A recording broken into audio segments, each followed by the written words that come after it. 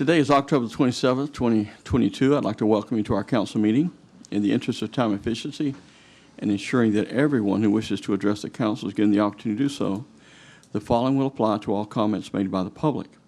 If you desire to be recognized by the chair, please fill out a request form and present it to the city clerk present here in council chambers.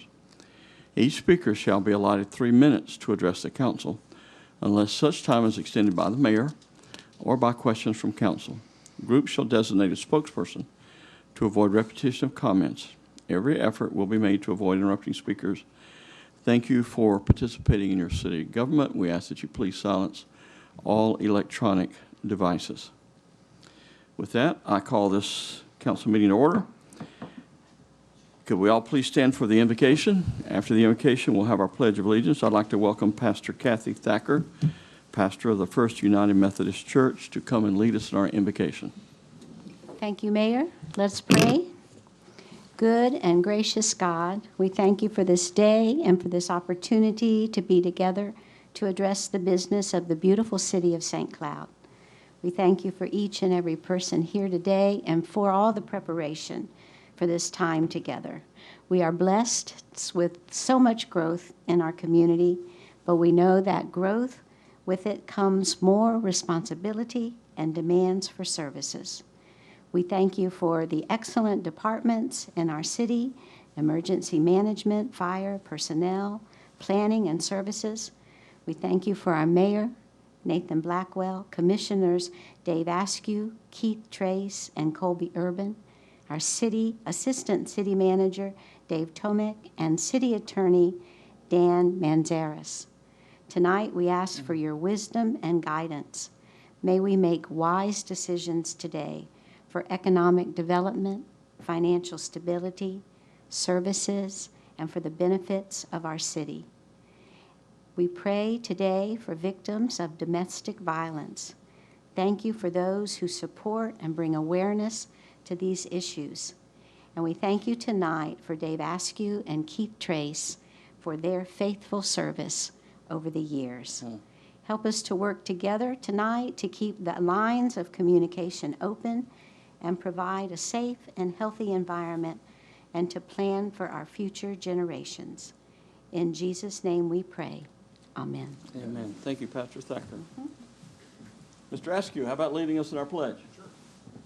I pledge allegiance to the flag of the United States of America and to the republic for which it stands, one nation, under God, indivisible, with liberty and justice for all. Thank you. You may be seated.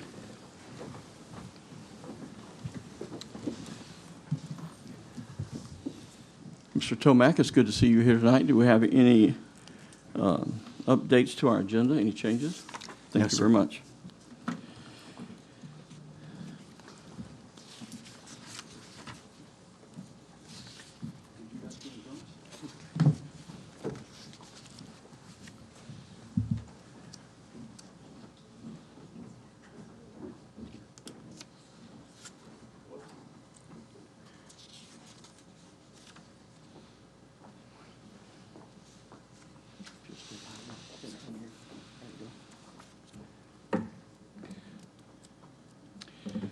It is my pleasure to recognize tonight 2 outgoing city council members, Councilmember Dave Askew and Councilmember Keith Trace. I certainly do so with mixed emotions. It's been a real joy serving with both of you on the city council for the past several years. Councilmember Askew, he has served 2 terms in seat 4. In that time, he's been a calm voice of reason on this council. He's always had an open door for our citizens and has been the go-to person for many of our local businesses and residents. We have appreciated his leadership and his service to the city.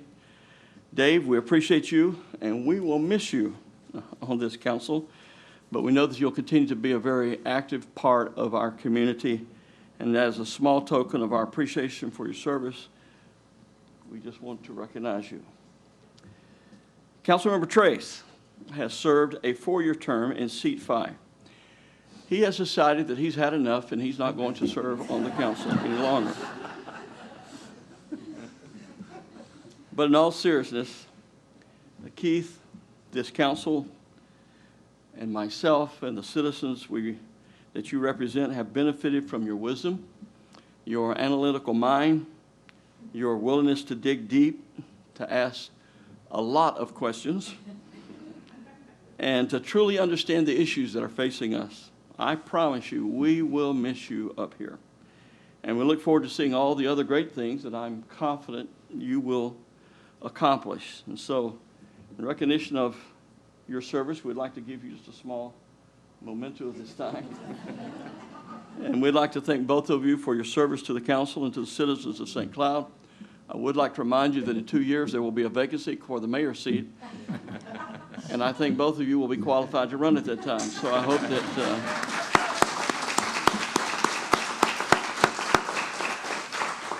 as a pastor, I ask that you prayerfully consider praying about it at least, okay? Let me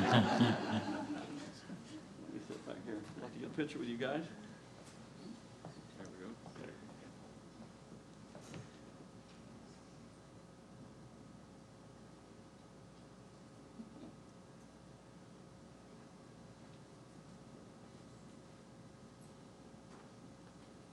There. Dave, would you like to say something?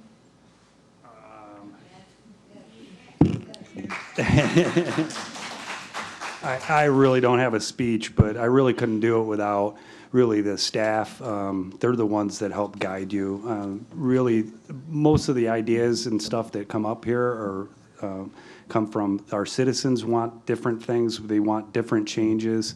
We try to take those changes and we bring it to staff to see what we can do legally to make those changes. So I would like to thank staff, the citizens for really, it's an honor to be up here. And a lot of hard decisions were made up here. And I appreciate you voting for me and putting me up here. And thank you.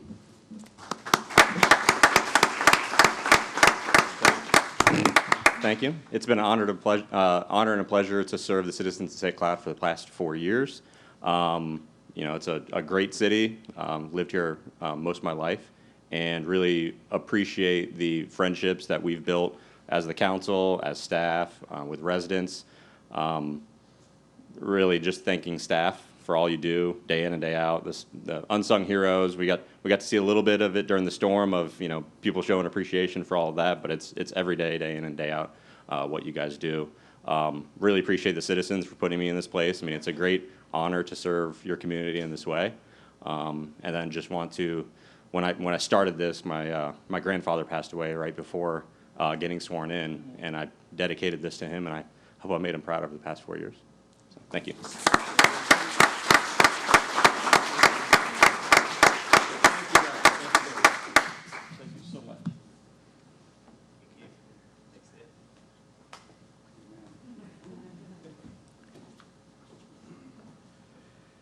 At this time, we have a presentation for the Employee of the Month by Dagmar Segara.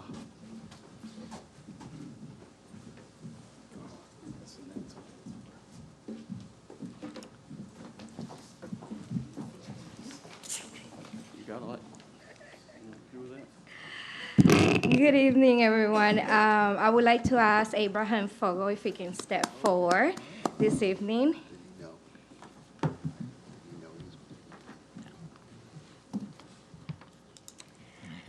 In the 6 months that Abraham joined our department, he has demonstrated excellent work ethics, drive, and customer service.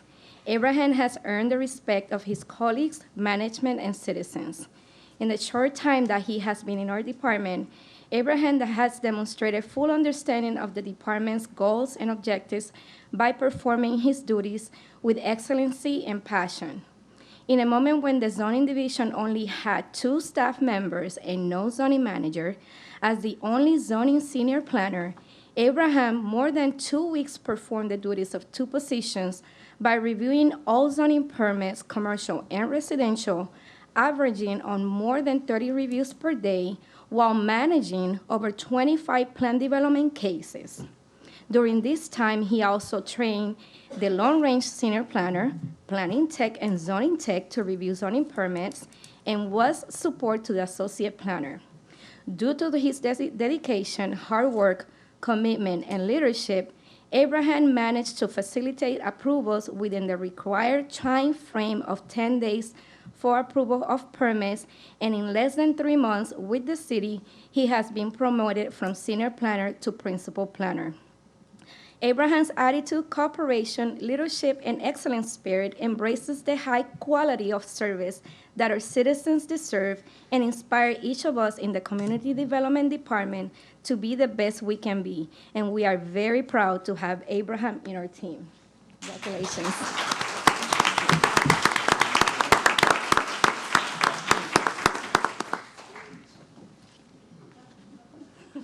Well, I can say I'm very honored. It's been an amazing experience to join the team here at St. Cloud. Everyone has welcomed me with open arms, and it's circulated all the way from upper management to my wonderful manager, so thank you very much.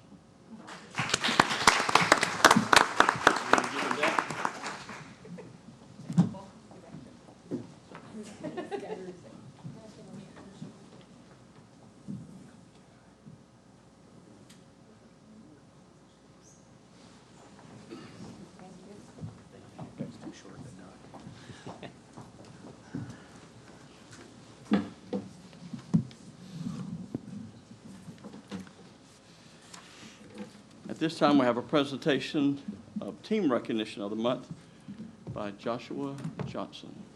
All right, Josh.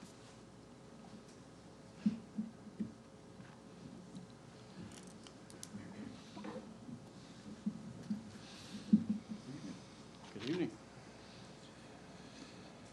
I'd like to introduce myself, Joshua Johnson, Roads and Stormwater Superintendent. Marcus Lowry, Heavy Equipment Operator. David Bunn, Maintenance Utility Worker.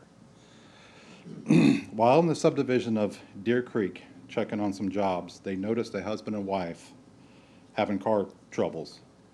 The husband was in the car and his wife was pushing.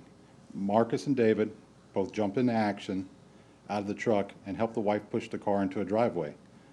But then the husband rolled the car out into the street and the wife started pushing again. Marcus and David went back to help the husband and told them, and he said, "No, my wife can do it." They continued to help pushing the car approximately a mile down the road to the couple's home. He was so grateful when they got there. He was visually upset and emotional, crying. He was so thankful, he told them he wanted to put it online and that they were angels.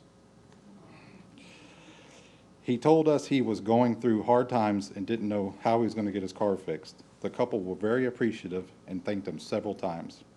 Marcus and David are a great asset to the city and truly display teamwork, consideration of others, and outstanding customer service. Thank you for going above and beyond your call of duty.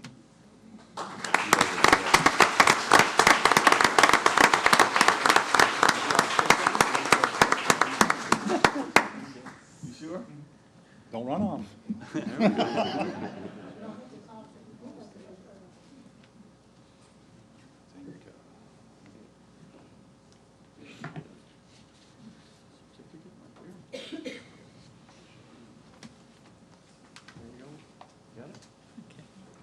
guys want to gather back here? We'll get a Kodak moment.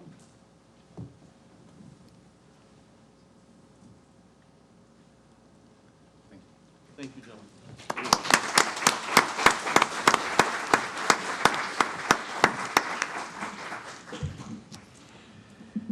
Next, we have a proclamation in recognition of Domestic Violence Awareness Month to Tammy Douglas.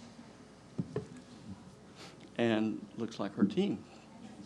Absolutely.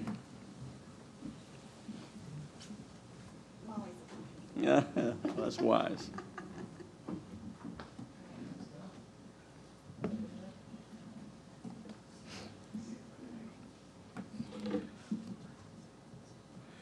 Whereas Help Now is a certified domestic violence center that has provided services for survivors of domestic violence in Osceola County for the last 39 years. Whereas 24 acts of domestic violence occur every 60 seconds in the United States, and in 2020, Florida reported more than 106,515 incidents of domestic violence, of which 2,267 occurred in Osceola County, and 198 murders statewide. And whereas the problem of domestic violence is not confined to any group or groups of people, but crosses all economic, racial, gender, educational, religious, and societal barriers, and is sustained by societal indifference.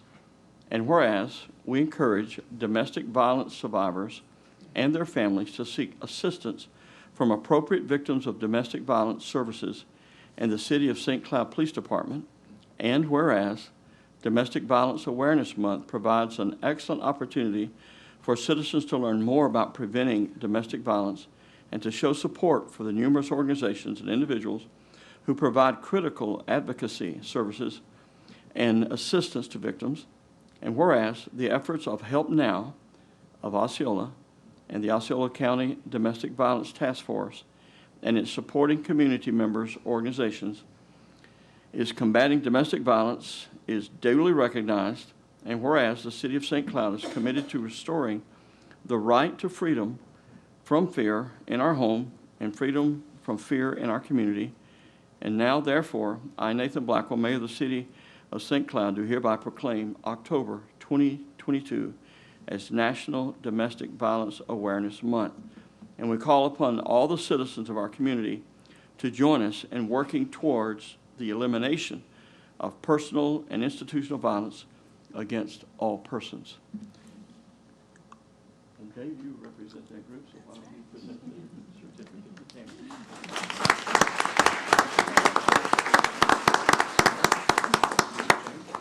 Awesome. I want to just take a real quick moment and thank the city council, the entire city, the staff have been phenomenal in coming together and supporting domestic violence survivors and Help Now's mission. We've been doing this work next year for 40 years in our community, and we are so happy to be here. Thank you for coming together this evening and recognizing October. We're at the end of October. We had an amazingly successful month this month, and we've had, last night was an amazing event, and Chief Gerke joined us last night for our event as well. So it's just an amazing community here in St. Cloud of folks coming together and honoring the needs of the community and specifically of domestic violence survivors. Thank you to, these are some of our staff members who are joining us this evening who work tirelessly day in and day out to support survivors and do this incredibly hard work. And we wouldn't be where we are and able to do this work without board members like Dave Askew. So we're grateful for a community coming together to end domestic violence. So thank you so much.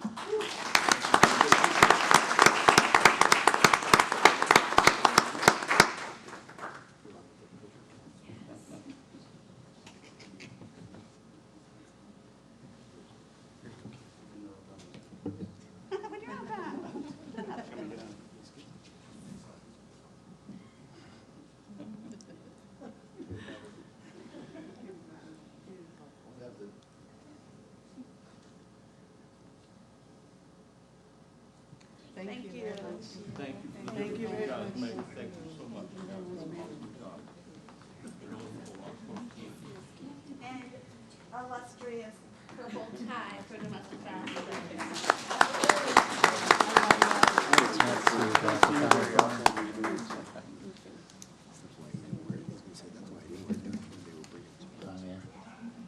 It actually matches, dude. Somebody did a good job telling us what to wear.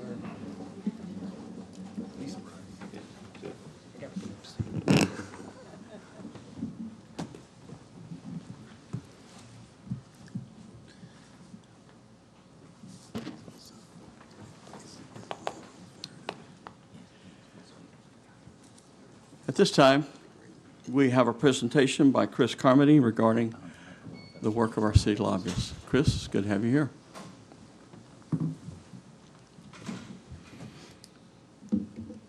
Good evening, Mr. Mayor, council, team. Does this work? Let's see. Look at that. Okay. Well, good evening. Chris Carmody with Gray Robinson. I'll try to make this brief, respecting your agenda and the folks here that probably didn't come here to hear from me, but I appreciate y'all giving me a few minutes here to kind of give a wrap-up of last session and some of our successes and challenges, and then, of course, give a little preview of what's going to be coming up next year. So that was my name, if you weren't sure. Redistricting. So there's two things they had to do this year. One is the budget. That's an annual requirement in our Constitution, and every 10 years they have to do redistricting. And they did both. And redistricting certainly got interesting when it came to congressional races. We can get into that if you like or not. Although in this area we didn't have many changes. But it's always interesting when you're going to redraw the map. So I'll tell you quickly what that was. The House and Senate maps, which are traditionally drawn by the House draws their own maps, the Senate draws their own maps, and then they trade. Technically, they're supposed to draft each other's, but the House sort of defers to the Senate and vice versa. They passed their maps, and they were quickly approved by the Supreme Court without any challenge. Usually some groups like League of Women Voters or others kind of weigh in and challenge these maps, but generally most folks perceived them to be very fair, and the Supreme Court agreed. Now, on March, as you see there in the second bullet, March 29th, the governor received and quickly vetoed the legislature's congressional maps. Now, this is an interesting part of it. The governor can't veto the House or Senate maps, but he can veto the congressional maps, which he did. This past year with redistricting marked the first time, at least in anyone's recollection since our Constitution was updated back in 1968, that the governor played such an active public role in the redistricting process, especially for congressional seats. For sure, in previous iterations, the governor and his office probably played roles behind the scenes, as you would expect, but never publicly. But he made it pretty clear early on in the process that he didn't like the maps that they were going to send him, and he wanted them to change. And a lot of it centered around the makeup of the minority access seats. So a quick history lesson, as you may recall, about 12, 13 years ago, the League of Women Voters and a few others sponsored a constitutional amendment for Florida's Constitution that said the seats have to be a couple thing when you redistrict. They have to be compact, right? Some of that makes sense. They have to respect geographic boundaries when you can. So if you can fit a seat within the entire city of St. Cloud, you should, as opposed to cutting in the middle so it gets confusing, or within a county. You can't favor or disfavor incumbents. You can't favor or disfavor parties. So you can't draw for the Democrats, you can't draw for the Republicans, or else those maps can be challenged. In fact, 10 years ago, they challenged it, the Senate maps, because when you know it, of the 40 seats, not a single member was drawn out of their district. That's sort of like on its face. I heard a little chuckle behind me. That's kind of on its face favoring incumbency. And it ultimately got to the point where the Florida Supreme Court had to redraw those maps. So the current Senate seats that we're in now are, I guess, before the redistricting that it took place for this election cycle, were ones drawn by our Florida Supreme Court. Here's where it gets a little interesting. We also have National Voting Rights Act. And National Voting Rights Act is where the minority access seats come from in the first place. That's one person, one vote, and this whole idea from a federal level that we have to ensure that a lot of these seats remain attainable for minority representation. Since it's national, it affects our congressional seats. And so there was some with the theory that the current existing minority access seats that were in place had to be respected, and you couldn't change them much. The governor's office took the position of, no, you don't have to respect what is currently in place. You can redraw them in other ways and still achieve that. So he submitted maps eventually passed by the legislature that do that. Those maps are currently being challenged in court. So they are going to be on this ballot. So the map you see now, if you decide to, and we'll show a couple here for Congress seats, those are current and valid at the moment, and that's what you'll see on your ballot if you haven't already voted. But they are going through the court process, and there's some legal scholars that suggest that the legislature, with the governor's input, didn't do it right based on the National Voting Rights Act. There's some that say he did it perfectly fine. I would say there's another option here, is that maybe the results might prove itself out, right? If the state of Florida doesn't lose any minority access, that's probably Exhibit A if you're trying to say the seats are accurate. If the state of Florida loses minority access in our delegation, that would be Exhibit A for the other side, saying you did it wrong. So we will see come November 8th or 9th, whenever these elections are settled out. So pay attention to that, because if it's like it was 10 years ago, we may have some of these maps that we currently see redrawn. All right, so here's what they look like. The shaded parts, kind of the I guess diagonal lines, are where cities are. So you can probably figure out where we are, south of Lake Tahoe. We are in District 47, which is, so we're completely within that district there in the House. On the Senate, You can see we're part of District 25, which is currently represented by Vic Torres. We expect he'll be reelected fairly easily to stay in the Senate. And then the congressional maps where Congressman Soto currently resides, not much of a change there. It's the more changes as you look at the one on top of it, District 10, in Orlando base is a seat that looks like Max Frost, the first Gen Z candidate to be elected to Congress, or expected to be elected to Congress, and that's up just north of District 9. So Congressman Soto, I expect, will stay Congressman Soto. That seat didn't change much, but those are what our maps look like currently. All right. I mentioned two things they have to do. They only had to pass 2 bills. I just went through the redistricting part. Here's the budget. All right, so it was a $112 billion budget. If that sounds like a lot, it is. That's a record for Florida. That's the number it was before vetoes. There was $3+ billion in vetoes, which we can get into, but of that, $8.9 billion was put into reserves, and of that $112 billion, $43.7 was general revenue. Stated another way, that was top-line revenue. That was not the federal dollars or trust fund dollars that was funding it. That was funds that you and I contributed in the last year by when we bought something, whether gas or an expensive car or TV that went up to the state, or our thriving tourism industry. You can see some of the Polaroids there, at least that's what I call those graphics.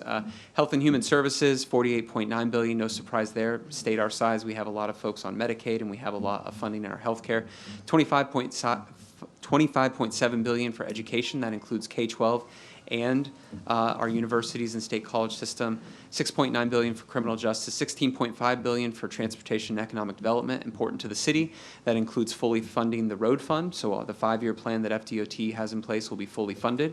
So a lot of the projects that you're going to see in and around here, including Turnpike expansion and realignments, are going to go forward. $9.3 billion for ag and natural resources. That is a number that's been growing quite a bit under this current governor's administration. If you may recall, 4 years ago, Governor DeSantis came in and said he wanted $2.5 billion for water resources and water quality upgrades. With this budget, he was able to get to that number. And they have, I would argue, so much money that they're actually looking for projects. We work with your staff as well to help make sure we're getting our fair share in those projects.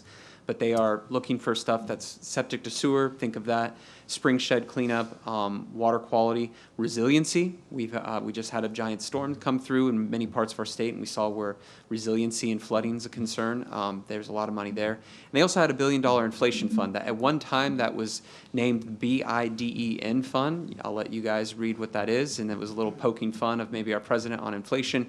That ultimately was actually vetoed by the governor. The fund, I thought it was actually a decent idea, though. It was the idea is that things are getting expensive. The city is certainly feeling that crunch. And so if you have a construction project or even a services project, it costs more this year than it did last year, for sure. And we're not talking like maybe a little bit more. It's a lot more. And so this fund was to allow departments and agencies that if they had an ongoing project like that, they could tap into it to cover the difference so they wouldn't have to decrease what they were getting in services.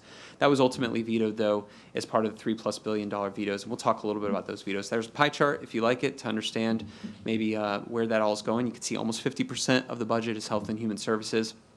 And of that 48.9, a lot of that is federal drawdown on Medicaid and other stuff, just the same as education.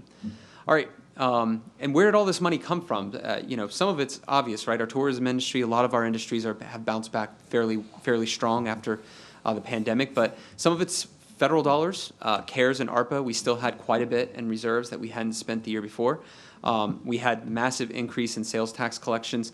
I used this bullet and I need to update it. In January, they had $200 million over the original projections. Then they went on from February through the end of the fiscal year in June to have $500 million or more over projections in every month. I mean, we have a pretty healthy surplus right now in the state of Florida. And even they rolled up the estimates for the next 2 years at $5.5 billion, more than the state's going to have more than it needs to spend. And just this last month, that projection was off by $50 million in the positive. So things are going well in the state. And some of that's maybe inflation. Some of that's just our economy's going strong. Certainly tourism here locally, we know that. But they're going to have a lot of money to spend next year, which we can talk on. Vetoes, I'll go through these quickly. There's the inflation fund. There was some big projects. You can see dollar amounts. A new prison that was going to cost $645 million. That was an easy one to attack. Everglades restoration, that was on the south, which that was on the north. And if you follow some of that on Lake Okeechobee and other areas, there's a big fight over where you do the restoration. And then this was the 20 million. I feel bad for some of the cabinet members. The governor has a plane paid for by the state. Obviously, he needs to get around. They did put money in there to let the cabinet also have a plane so that they could also get around, but that was vetoed. So I'll let them take it up with their governor to fix that. And then we have a new DCA coming together, which I don't have a slide for, so I'll talk about it here. You probably know we have 5 district courts of appeal. They've added a 6th. We will now, and here in Osceola County, be part of the 6th. And the 6th is the new-ish one, right? I mean, there's all judges that were in existence, and they're going to appoint new ones to make sure we fill the balance. But there's no courthouse yet in the new 6th. And so maybe coming to a city council chamber near you, we might have oral arguments. Actually, technically, they're looking for places to do these oral arguments, schools and other areas, until they get a courthouse. The $50 million that was put in there to help fund it, and I think it was going to be in Lakeland, was vetoed. So we'll figure that out eventually. Local projects, unfortunately, are the master plan upgrades for Chisholm Park was vetoed. Some of that was just the governor was counting to $3+ billion, and I think next session he's going to count to a little higher than that number as he goes through the process. So we'll have to be mindful of that. But we've met with the governor's staff and others to talk about this project and some of the others that we may have in the pipeline, and we've gotten some good indications of where to go on that. So while that's a disappointment, we certainly have some good prospects next year, given that surplus they've talked about. They also did a tax package. A lot of these things have already come and gone. You probably saw about them. Back to school sales tax holiday. They had the disaster preparedness sales tax holiday. My guess is not many people used it this year, but everyone will be using it next year, given that the hurricane that just came through. They have a 7-day tools sales tax holiday. This is something we helped work on. Given all the skilled trades that kind of had a downturn and folks found new markets, this was meant to allow folks to go get if you will, hammers and screwdrivers and other things too, so they can go get some apprenticeships. You and I could also take advantage of that, but it was meant to help folks get back into their professions. Year-long sales tax exemption on children's clothing, shoes, and diapers. 1-month motor fuel sales tax holiday beginning October 1, so get it while you can. We got a couple more days of that tax-free. And then sales tax exemption on Formula One, World Cup, and Daytona 500 tickets. You may ask, why do they need that?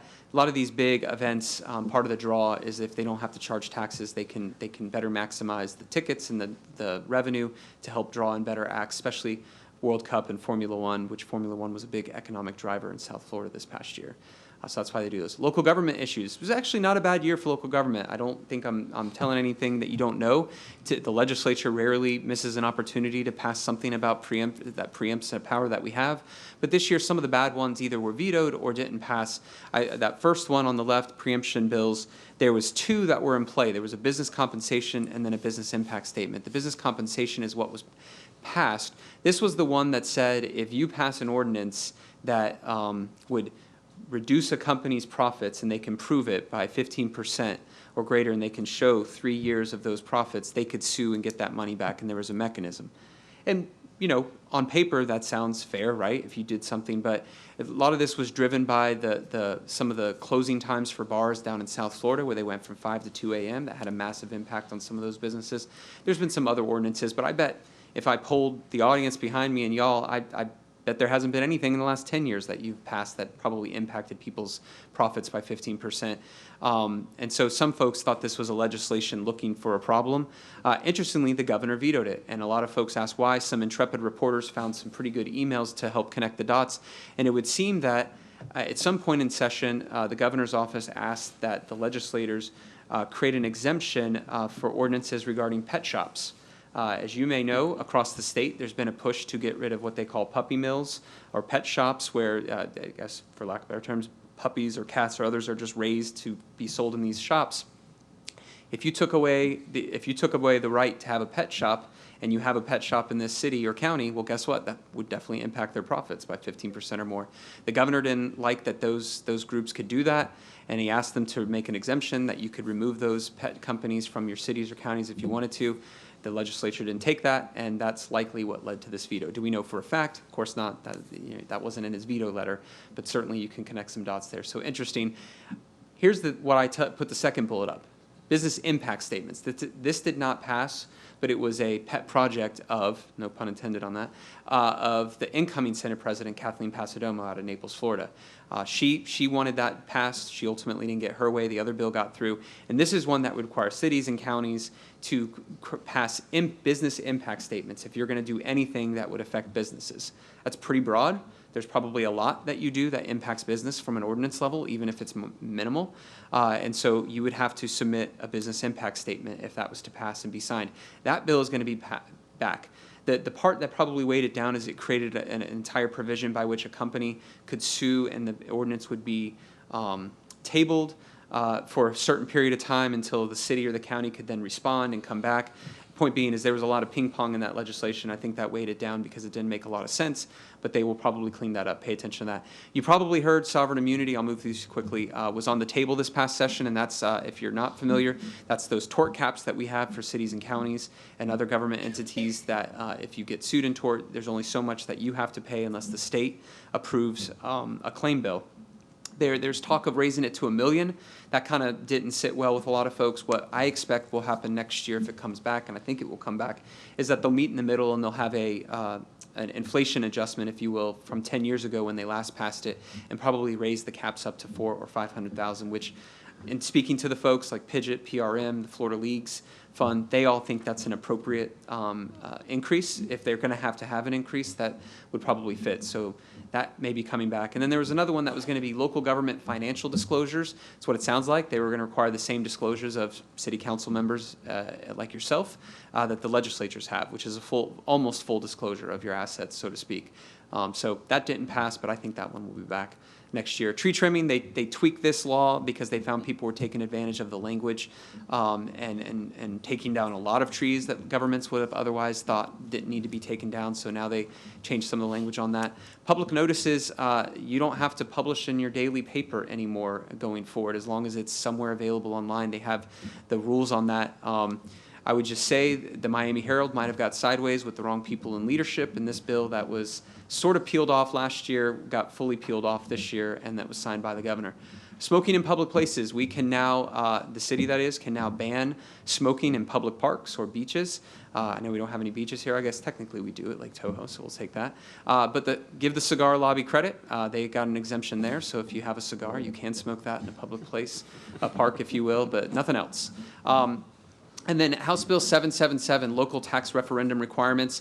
As you know, over the years, the legislature has been passing laws that would take away the ability to have a special election, if you will, or even during a primary election to have a referendum up. This now makes it very clear, starting after this November election cycle, that any of those referendums that have to be held at an actual general election, not a primary election. So if you're thinking of doing something, just keep that in mind, because you probably have to wait 2 years on that. All right. Affordable housing, we know this is a priority here, and it's going to continue to be a priority going into next session. They did fully fund the Sadowski Trust Fund, the provisions that after the deal that was cut the year before of how it would get funded. $209 million to the SHIP program, which is assistance like to rental for folks to get into rental housing. And then SAIL is the one that supports a lot of our affordable housing developers and gives a pot of money that they can dip into to make the cost of developing that project more affordable. Interestingly on that, $100 million of that was dedicated to what they call the Hometown Heroes program, which is a down payment assistance to first-time home buyers. It's not a freebie. They do have to pay it back eventually, but it is assistance, and that's for police, firefighters, 911 operators, teachers, paramedics, healthcare workers, and home health aides. I tried really hard to get lobbyists included, but I guess they don't consider us hometown heroes. All right, what's next? I got one laugh. That was good. So the legislative session coming up, the elections are in 2 weeks. I know I don't need to tell you that. You all know that. I bet everyone behind me knows that.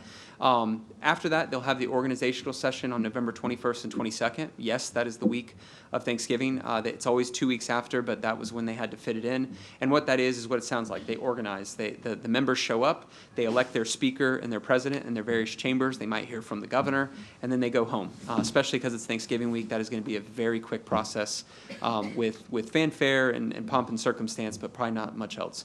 Regular session, I skipped a bullet. Committee weeks begin in December. This year, Committee Week is going to be also a special session, if you've been reading the headlines.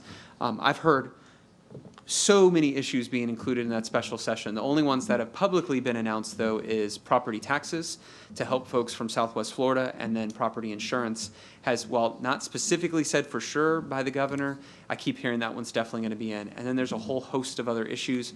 I would say pay attention to what happens in the final 2 weeks of the gubernatorial election, because depending on how certain issues are fleshed out, my guess is some of those might pop into that special session. But those will be the newly elected members, both in the House and Senate, and of course the governor, whichever person is elected in 2 weeks. And then they will also do committee weeks in January through February. Interestingly enough, the governor, whether reelected or a new governor, they would be sworn in on the first Tuesday after the first Monday. That this year that happens to be January 3rd, after the observed holiday of January 2nd. So that'll be interesting for the folks trying to get their kids in school and also have an inauguration. But that's probably when they'll do a committee week, since they're going to be up there anyways to swear in at least one new person, the ag commissioner, and then potentially others, but not likely. And then they'll have one more committee week in January. They'll have 3 in February. It's usually the first 3 weeks of February. They take the last week off to go home or fundraise or whatever it is they need to do before session. And then session begins March 7th and ends May 5th. Before questions, I'll just quickly say we do know some things that will be on the horizon, and I can certainly answer any questions. As I mentioned earlier, there's a pretty large surplus. The governor has already put forward $1 billion plus tax package he'd like to see approved next session. I think that's sort of going to be a starting point for the legislature to negotiate on, but they're likely going to give him a lot of that, given that they got the estimators project a $5.5 billion surplus overall. And I'll just comment on that to help give a perspective. The state's economist, the chief economist, for the last 10 years, at least that I can recall, every year around July when they have that meeting to talk, or June, excuse me, to talk about the next fiscal year and what the projections look like, every year they've said, well, next year we're going to have a deficit. So we'll collect $90 billion total with Fed and top line revenue, but the costs of everything will exceed that by whatever. Some years it's $1 billion plus, others. And then as the year went by, the revenue projections were always higher than estimated, and they'd always say, oh, we got a $300 million, $400 million surplus going into session. And us as lobbyists that fight for folks like you to have projects in that budget, we breathe a sigh of relief, go, well, they can't make excuses now because there's a surplus. This year in June, when they went for those estimates, over the next 2 years, because that's how they do it, they estimated we have a $5.5 billion surplus, not deficit, but surplus. And my guess is that will only increase. So they have money to do something with. They can do recurring projects, because for the first time in a long time, they've got their estimators saying that you can spend money into the future and it won't put you on the wrong end of the scale. So we'll see what they do with that. I think just like I said, follow the politics. You saw what happened in Parkland. Death penalty is going to be a conversation that takes place. I told you sovereign immunity is going to be a conversation that takes place. The surplus and what to spend it on. I think some big projects that the state's been putting off, they're probably going to look into. And then as well, follow the politics of the day. It's no secret what this governor may be thinking about doing after, if he's reelected, and if he is reelected. If something happens in D.C. and we can zig the other way, I promise you we're going to zig the other way, and that will affect policy, whether it affects at a local level. And that's just, you can't take the politics out of politics, as I always inform my clients. And so we have to pay attention to that. But you've got, in the Senate specifically with Passidomo, you've got I will say, friendly person to home rule. And she, if anything, she's very common sense. She's a lawyer. They're both presiding officers are lawyers, and that doesn't make them smarter. Let me be careful how I say that as a lawyer lobbyist. But but she is, in our experience, working with her on home rule issues, she's always been, well, if it doesn't make sense, I'm not for it. And so if it makes sense, if there's a case to be made of why we should lose power to do something, she's okay. She'll go with it, and she'll say, let's look into it. But if it doesn't make sense, if it's just someone looking to crusade on something, she has generally in the past used her influence to tamp those down, which is a good thing. So I do think, should we expect home rule infractions? Of course. But should we expect we have some allies in the Senate, specifically the Senate president, that will say, well, make the case. Otherwise, I'm probably not going to be on board with it, which is a good indication. Do we have any questions from council? Councilmember Trace? Well, you went first. Oh, no, go ahead, Mr. Trace.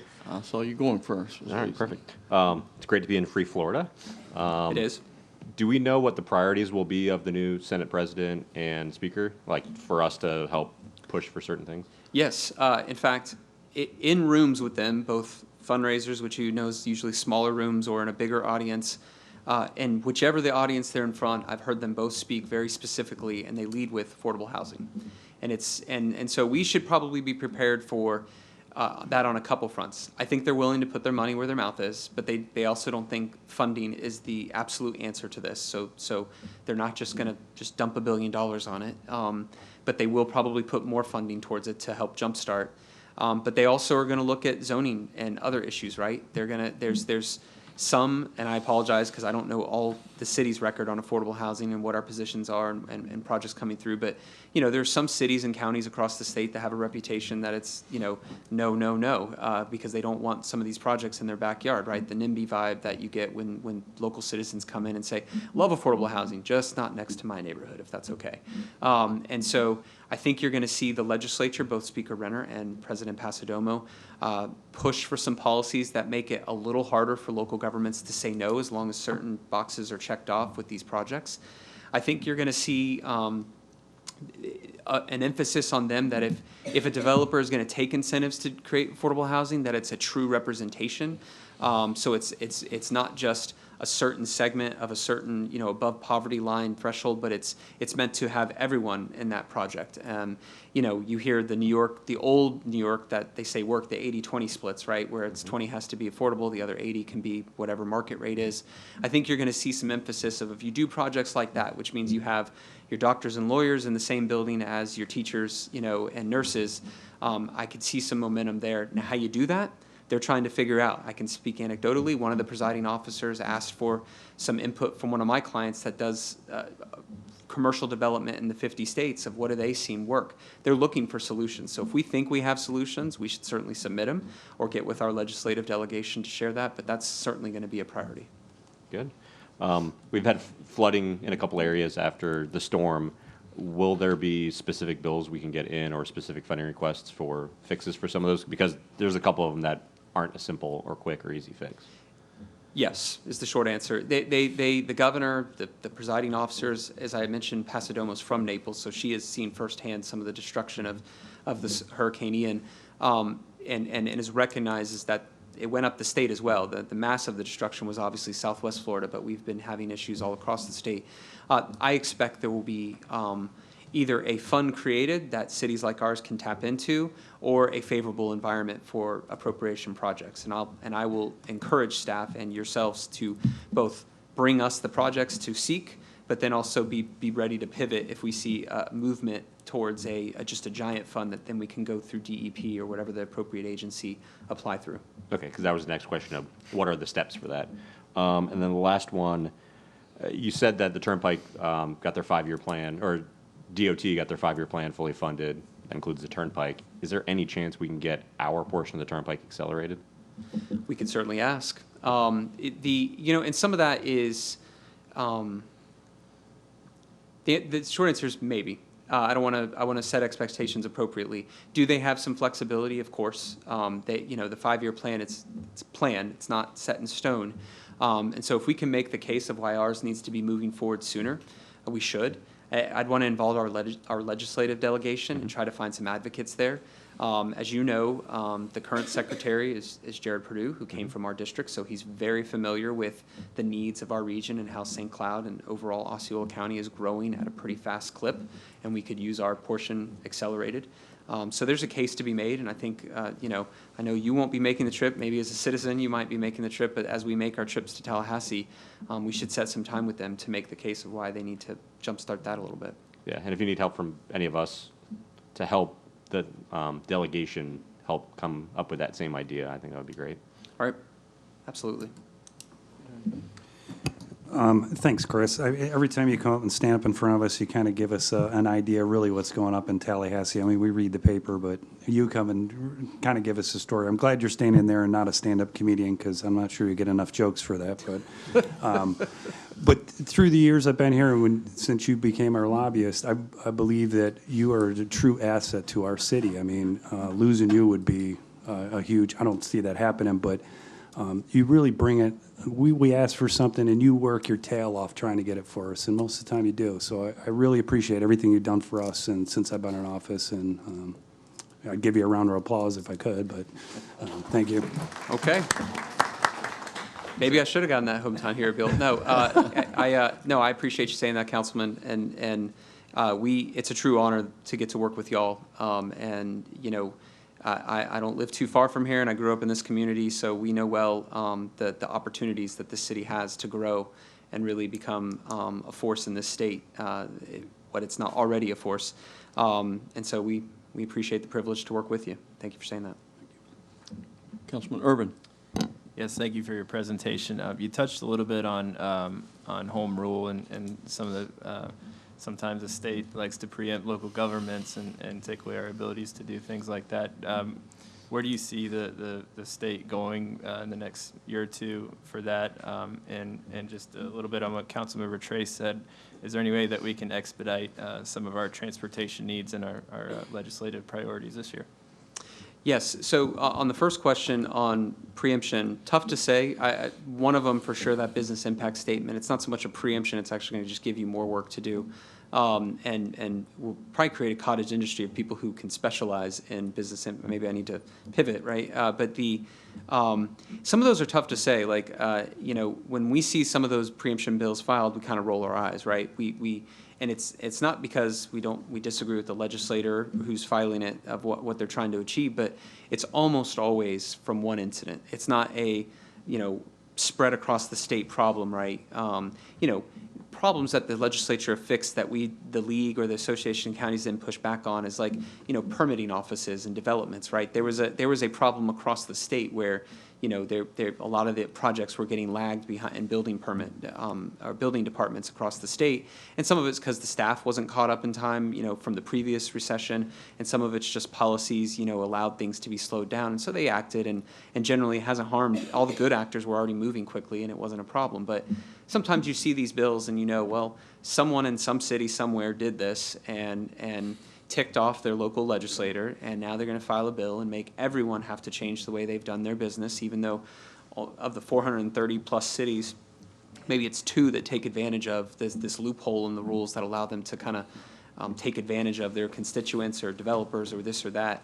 But, you know, you'll see that. But most of them, a lot of them I see in the development world. The Home Builders Association is always very aggressive in their platforms, and because, you know, they see something happen in one jurisdiction and they're like, well, that's it. I'm gonna fix it in all the others so we don't have to deal with this in other areas. You know, where I live in Orange County, there's a ballot initiative dealing with rent control. I don't know if that's going to pass or not. Regardless of whether it passes, my guess is you'll see the legislature put a lot more parameters around what the statute allows on rent control. Technically, right now, you're not supposed to pass rent control unless you can show that there's an emergency, an actual emergency, and that the solution to the emergency will solve the problem. Some would argue, not to get overly political, that the rent control, there wasn't an emergency and the solution doesn't actually solve the problem.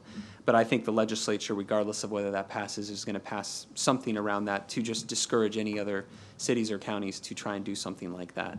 But I always say pay attention. You see some of it in the Airbnb world, right? And we may have some of that given our proximity to the parks, but you know, some cities pass things around Airbnbs or other rentals, especially coastal communities.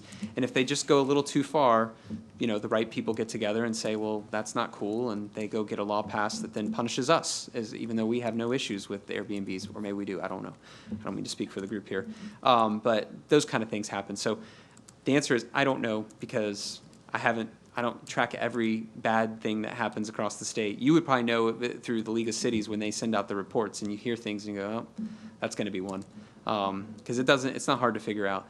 As far as the expediting projects, absolutely. Now, I will say when you go and ask for a road-specific project, if it's funded and not vetoed, sometimes, not always, but DOT will say, okay, well, you got this project, so we're going to take away from that project. Because how it works is, unless with all this surplus, and this could be a different year, but usually they don't say, well, okay, St. Cloud gets, you know, a project for this road, say $1 million, we'll just add $1 million on top of, you know, DOT and District 5. They're just basically shifting the funds and putting a line next to some of those funds saying, well, this is what you get.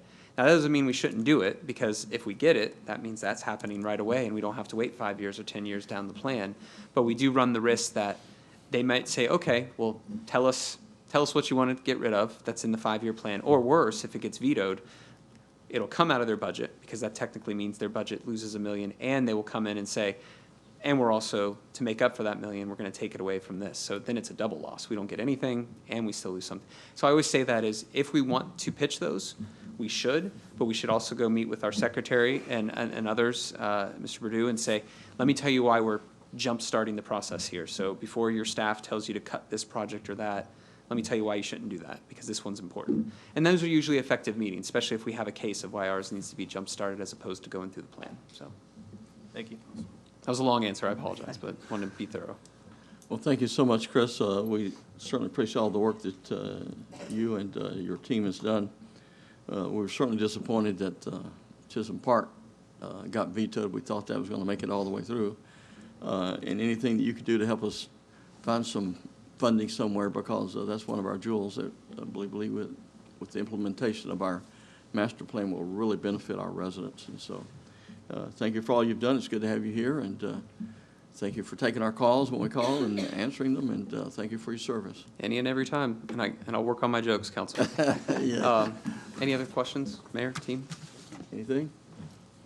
Thank you very much. Thank you. Thank you, Chris.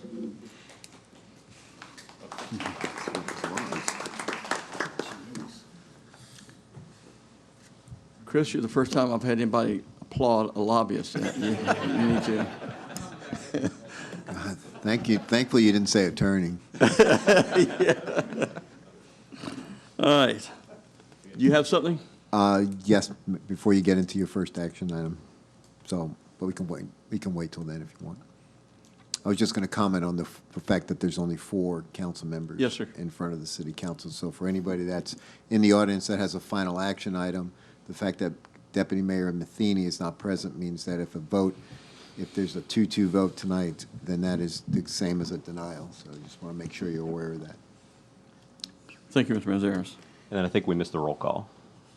Oh, we did? Yeah. Well, thanks for being here then. You see, we're going to miss you then, see? Madam Clerk, will you please call the roll? Mayor Blackwell, Here. Deputy Mayor Matheny, Councilmember Urban, Here. Councilmember Askew. Here. And Councilmember Trace. Here. Thank you. Brings us to our citizens forum.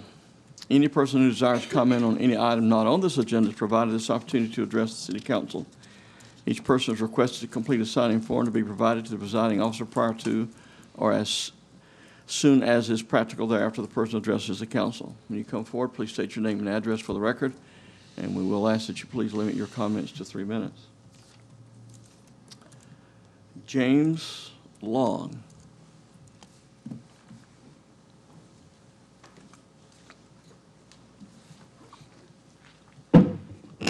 My name is James Long. I live at 5645 Nova Road. I've come back to talk to you about what might be your favorite citizens forum subject, and that is Westerly Estates, which backs up to my property. And to make it maybe simple, there are 2 items that have been in contention. I was looking through. I first came to the council in May. The next day, Don Edwards, who at the time was the Public Works Director, came out and met with us. I sent an email, and it was his impression that we had something of a claim and that it should be addressed. The 2 items that we had claimed to was that we had encroachment of fences and things on our property, and the other one was the grading that was done by the builders. As far as the encroachment of fences and items on our property line, I think about 2 months ago, the city finally agreed with a stack of surveys I gave that show clearly where the property line was and put in play the correction of that. I followed up again last week with a phone call. It looks like the code enforcement group has gone out and given notice again. Those fences and pool and items apparently are going away. My bigger question that I've called and left messages at the city manager's office over the past week or so are what is happening with the builders. We started contact through the city with the 2 builders, Richmond and D.R. Horton, about grading issues, and part of it was encroachment on our property. It was interesting, by email by June 2nd, Richmond had sent out an email saying that they were meeting with their contractors to come up with how they were going to fix grading issues. By August 19th, they had changed their tune and said, we don't see anything wrong with it. We're not going to change anything. The fences, we've got the fences moving and whatnot, and that's all that's going to happen. I said, well, the fences have nothing to do with you. What has to do with you is the grading issue. So I'm interested to find out how we ended up with, we are correcting the issue to, oh, by the way, we're not going to do anything. My second item is with D.R. Horton, who finally, apparently they've been in communication with the city but have never been willing to communicate with me. They finally met with Miss Miller, and too bad she's not here because she's been on site several times. They did surveys of their properties, which clearly showed where the property line is. In fact, 20 feet of one home is graded about 3 feet above my property line on my property. So my expectation was they would come and fix those grading issues, clearly bringing my property back down to the appropriate level. My request to the city is, what's happening? Please get these builders to do what they should do.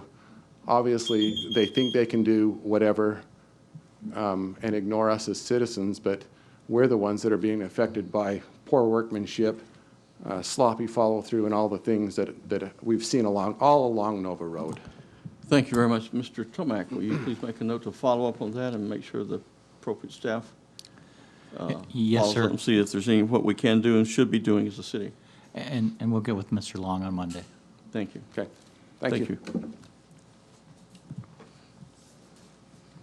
Stephen Hobbs. Mr. Mayor, City Council, Stephen Hobbs, 1607 Snapper Street, St. Cloud, Florida. Mr. Mayor, City Council, I come forward speaking on behalf of a significant number of local residents. Long story short, in November 2020, I signed contracts with Legacy Pools of Melbourne, Florida, to build a pool in my backyard. Today is day 604, and I don't have a pool finished. I've actually had water in it as of April, but it had a leak in it, and they would never come to fix it. Finally ended up filing abandonment with them to try and get another contractor in to prepare the pool. Go to the building department downstairs. The building department has been phenomenal working with me and several other residents having the same issues. But the issue I'm having is I had to pay $460 for a new permit, for a builder permit, to finish $13,000 worth of work. Now, $460 may not seem like a large number, but I had already lost $13,000 in my pool bill because the builder didn't finish the work. So I had to hire another contractor to come in and finish it, another $13,000 to finish it. And there's about, I think, at least 26 other people I've talked to here in St. Cloud in the same situation. There's people down in Hanover Lakes. One paid $40,000 Legacy Pools, and all she got was a permit, and she's lost it.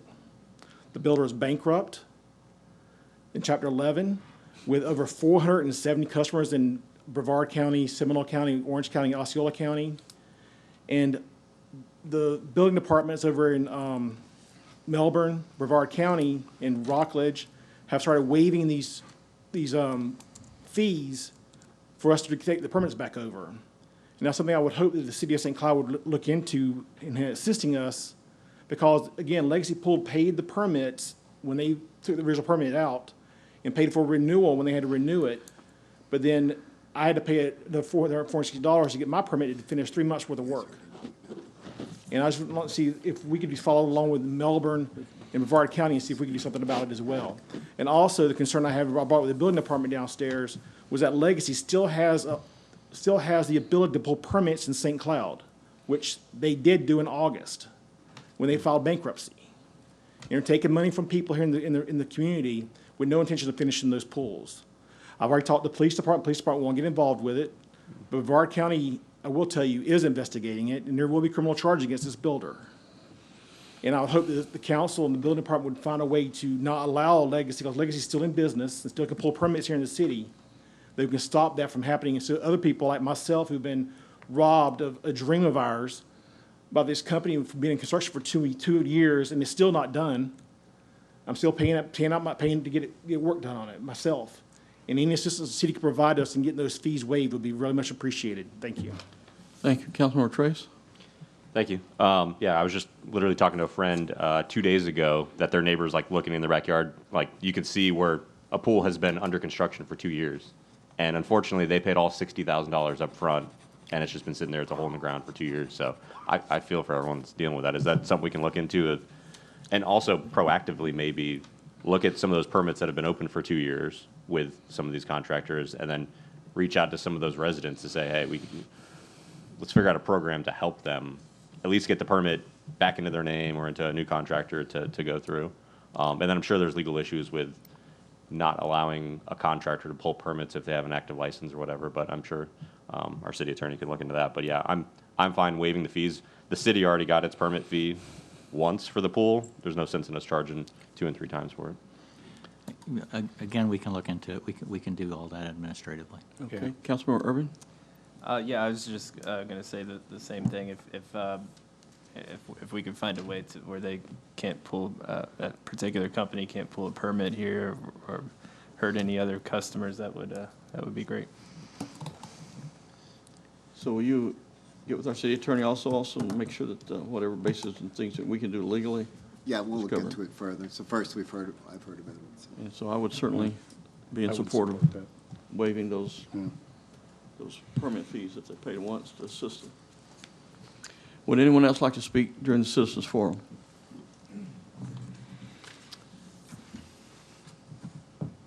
If not, the next item on our agenda is the consent agenda. The next portion of tonight's meeting is the consent agenda, which contains items that have been determined to be routine and non-controversial. If anyone in the audience wishes to address a particular item on the consent agenda, you will be given the opportunity to do so. Additionally, if staff or members of the city council wish to speak on a consent item, they have the same opportunity. First of all, are there any items that anyone here on the council is wishing to address? Item C, Charlie, and E, Echo.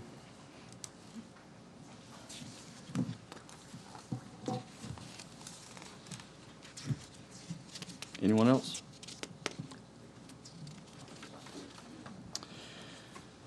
Why don't we start with item C? Mr. Trace? All right, thank you. So this is interlocal agreement for Betsy Ross Lane where it comes into Neptune Road. Would there be any representatives from, I guess, the county or the school district here for this? I saw somebody from the school district. Or staff, yeah, okay. It's just one of those of, I understand we have to go through and make these modifications because of the widening of Neptune Road, but to me, it's just already an unsafe intersection, and we're just going to now cement that in for an unsafe intersection with buses coming in there for the next 50 years instead of trying to realign it, make it a T intersection, and maybe actually getting access for some of the adjacent properties instead of just a bus entry there. This is John Porter, 1003 Florida Avenue with Osceola Engineering.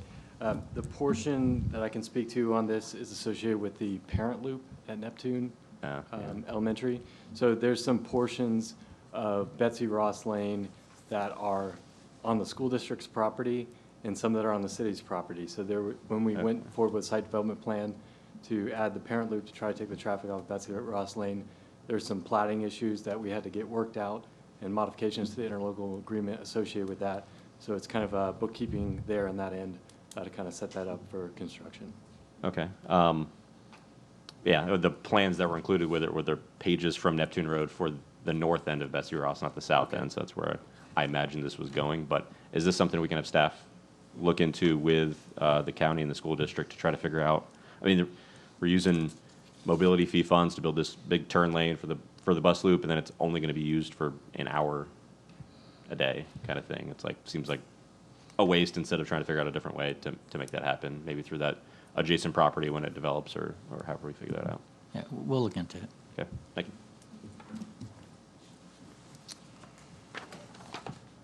Item number E. All right, another kind of access management issue. And it's probably the wrong time to have this because now we finally see the preliminary subdivision plan. But to me, the way it looks, the main egress coming in and out of this development is pointing west across Live Oak Boulevard to a private property to then get out to Narcoossee Road or Highway 15 instead of going to a public right of way. So I didn't know kind of why this took that direction, instead of going down to the public right-of-way. Yeah, so the key thing here is the cross-access connecting to two public streets. And then there's another commercial property that'll be developed to the east of this property, again, that will provide cross-access, and then to another traffic signal, actually, at Puffin. So the key here is to provide that cross-access. Whether it's lined up with the actual road or not, sometimes it's better not to line it up. And I know this is subjective based on different engineers, but so to make people come out to the road and to make a turn before they go out is something that kind of slows folks down so they don't speed through that area. The private access that you're talking about through that commercial area, whether folks will use that or not will probably depend on that private property owner. If it gets too much, my guess is they'll do some things to calm that traffic.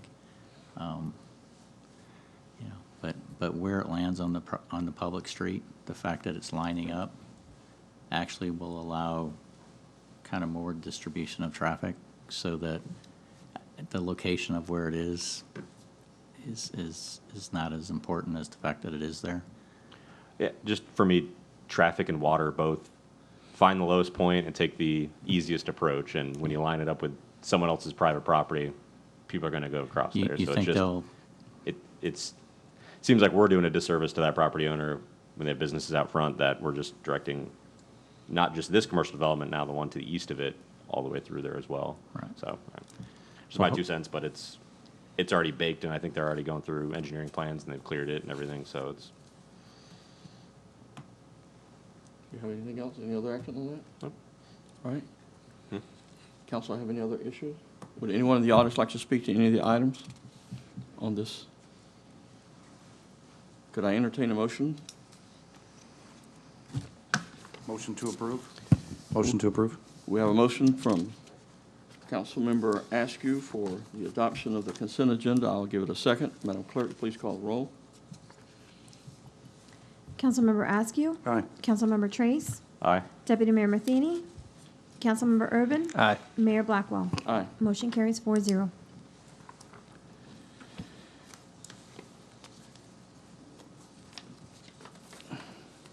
Brings us to public hearings. Madam Clerk, will you please read items 1, 2, and 3? Final public hearing for ordinance number 2022-38, an ordinance of the City Council of the City of St. Cloud, Florida, to annex into the City of St. Cloud approximately 110.77 acres identified as Live Oak Estates, Phase 4 and 5, located approximately 550 feet south of US Highway 192 and 1,800 feet east of the intersection of US Highway 192 and Arcousie Road, in accordance with the voluntary annexation provision of Chapter 171.044 Florida statutes. Final public hearing for ordinance number 2022-39, an ordinance of the City Council of the City of St. Cloud, Florida, assigning a future land use designation low-density residential to approximately 110.77 acres identified as Live Oaks Estates, Phase 4 and 5, located approximately 550 feet south of US Highway 192 and 1,800 feet east of intersection of US Highway 192 and Arcousie Road, providing for amending the official future land use map of the comprehensive plan, filing of the Planning Commission, recommendation and proof of publication, applicability and effect, suburbility, copies on file, and effective date. Final public hearing for ordinance number 2022-40, an ordinance of the City Council of the City of St. Cloud, Florida, assigning a zoning district of PUD plan unit development compatible with a low-density residential future land use designation change adopted by ordinance number 2022-39 for approximately 110.77 acres identified as Live Oaks Estates, Phase 4 and 5, located approximately 550 feet south of US Highway 192 and 1,800 feet east of the intersection of US Highway 192 and Arcousie Road, providing for entering the designation on the official zoning map, providing for approval of the preliminary final master plan, filing of the Planning Commission recommendation and proof of publication, suburbility, and effective date. Maureen? Good evening, Dagmar Segar, Planning Manager. So this is the final hearing and adoption for the annexation, future land use amendment, and rezoning to a PUD, preliminary subdivision, preliminary master plan, and final master plan for Live Oak Estates. As indicated, it's located at southeast Arlo Bronson Memorial, east of Hickory Tree, and staff recommends approval of all three ordinances. In regards to the annexation, the property is contiguous and reasonable compact and is adjacent to the city limits. Existing future land use from the county is low-density residential and medium-density residential. An existing zoning is agricultural and conservation. The proposed future land use designation is low-density residential. It is compatible with the surrounding area and it does not have any adverse impacts into the city's facilities. In regards to the density analysis, the low-density residential that exists on the property is from the county, which allows a maximum of 8 dwelling units per acre with a possibility of a total of 802 dwelling units. And the medium-density residential from the county allows up to 18 dwelling units per acre, which could allow 189 dwelling units.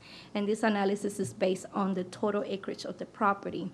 The proposed future land use, that is the city low-density residential, allows a maximum of four dwelling units per acre, which in its totality could yield a total of 443. The applicant is proposing a total of 265 dwelling units, which is an average of 2.38 dwelling units per acre. The location map is per the annexation. As you can see, the property is contiguous to the city.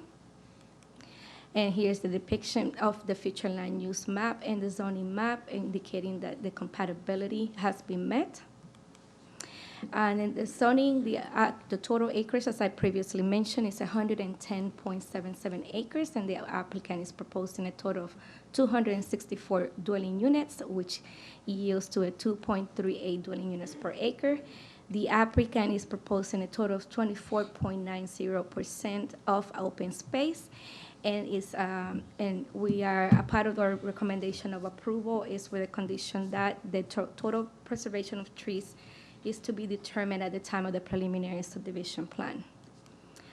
The project will be built in a single phase, and it's going to be an extension to the existing Live Oak Estates subdivision, which is compatible with the phases 1, 2, and 3. The lots are as small as 3,740 and as narrow as 34 feet in size. The homes are 1 and 2 stories, and it are between 1,800 and 3,500 square feet. The existing amenities will be available to the new residents, to all residents in the new development, and it will be incorporated into the Live Oak Estates Homeowners Association. Here's a depiction of the proposed development. The green areas are the open space areas. The blue areas are the storm water, and which have been also counted as part of the open space as per code. And as you can see, it provided sidewalk and connectivity, walkability into the recreational areas. It meets the strategic goal of growth management, and staff recommended approval of the annexation and comprehensive plan and approval with conditions of the PUD zoning PMP FMP. The conditions for Ordinance 2022-40 is as follows: the total preservation of trees to be determined at the time of preliminary subdivision plan, and that the entrance to the roadway to Street A between Burr Oak Boulevard and Street B will be revised to include bike lanes with the preliminary subdivision plan. Plan Commission recommended approval back in June.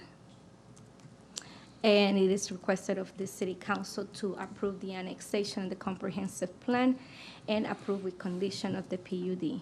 The applicant is here to answer any questions, and this concludes my presentation. I'm also available to answer any questions. Thank you. Would the applicant like to come forward and speak? Hi, good evening. My name is Brock Altafer. I'm with Osceola Engineering, 1003 Florida Avenue, St. Cloud.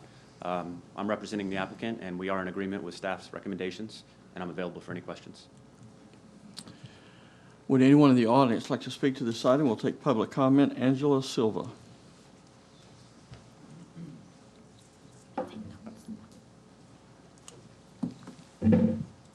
Good evening, Mayor and council members. Thank you for this opportunity. Could My you name please is take- Angela Silva. There you go. My address is 2160 Burrock Boulevard in St. Cloud, 34771. I have the final master plan for Live Oak Estates. And I can see is that the only thing that they changed was that they will plant more trees. You can compare a mature tree with the ones that they plant. They are small, and they're gonna take a lot of time to grow. St. Cloud is losing our mature trees and being replaced with the small ones. It will take a lot of years, and yes, it takes a lot of years, and it's done in almost every new neighborhood now. I wish St. Cloud has some plan ordinance to preserve some of our most precious natural assets, these nature trees. We see no effort to do that, and I don't need to explain why we need trees. You know, that is good for the environment. They clean our air, and they provide habitat for wildlife, provide shade, and they slow storms and have to not to flood. Thank you. Thank you. Would anyone else like to speak to this item? If not, we'll have discussion or motion by council. Do we have any discussion by council? Wasn't one of- Councilmember Trace. Wasn't one of Dagmary's comments about having a tree mitigation plan? That's correct. We are requesting that the applicants, the tree preservation plan hasn't been totally completed. There's still some work to do, but we have agreed that we can keep continuing to work with the applicant through the preliminary subdivision plan, which is a plan that they will come forward to the city council for final approval. Okay, yeah, because I'm all for saving the bigger trees, right? I mean, a heck of a lot better visual impact than the little twigs that get planted now. But it's just one of those of sometimes once you get into final engineering, we thought we could save this, now we can't, but now we can save this area. So with grading and everything, if you put 6 inches of fill over some of these tree roots, the tree just, degrades away and ends up, hurricanes happen and then they have other issues. Okay, so, I mean, if that's part of the comments, I'm fine with that. Do we have any other discussion? Motion to approve. I have a motion to approve the first item, ordinance number 2022-38 from Councilmember Askew. Do I have a second? Second. We have a second from Councilmember Urban. Madam Clerk? Councilmember Trace. Aye. Deputy Mayor Matheny. Councilmember Urban. Aye. Councilmember Askew. Aye. Mayor Blackwell. Aye. Motion carries 4-0. Do I have a motion regarding the next ordinance, 2022-39? Motion approved. We have a motion from Councilmember Trace. I'll make it a second. Madam Clerk? Deputy Mayor Matheny. Councilmember Urban. Aye. Councilmember Askew. Aye. Councilmember Trace. Aye. Mayor Blackwell. Aye. Motion carries 4-0. Do I have a motion regarding the third item, 2022-40? Motion to approve with the conditions for 2022-40. We have a motion for approval with the conditions provided from Councilmember Urban. Do I have a second? Second. Second, Councilmember Askew. Madam Clerk? Councilmember Urban. Aye. Councilmember Askew. Aye. Councilmember Trace. Aye. Deputy Mayor Matheny. Mayor Blackwell. Aye. Motion carries 4-0. Brings us to item number 4 under public hearings. Madam Clerk, will you please read? Final public hearing for ordinance number 2022-61, an ordinance of the City Council of the City of St. Cloud, Florida, providing for findings and declarations of the City Council, amending Article 17, Parks and Recreation Impact Fee, and Article 18, Public Safety Impact Fee of the Land Development Code to adopt a comprehensive impact fee schedule for public safety facilities and Parks and Rec facilities, adopting an impact fee study, creating an impact fee schedule and land use categories, providing for codification, suburbility, administrative correction, conflicts, and an effective date. Good evening, Mayor and Council. Wendy Colazzo, Finance Director. This is ordinance number 2022-61. This is amending Articles 17 and Articles 18, which cover the Parks and Recreation Impact Fee and Public Safety Impact Fees of the Land Development Code. This amendment and update to the Land Development Code is your second required hearing.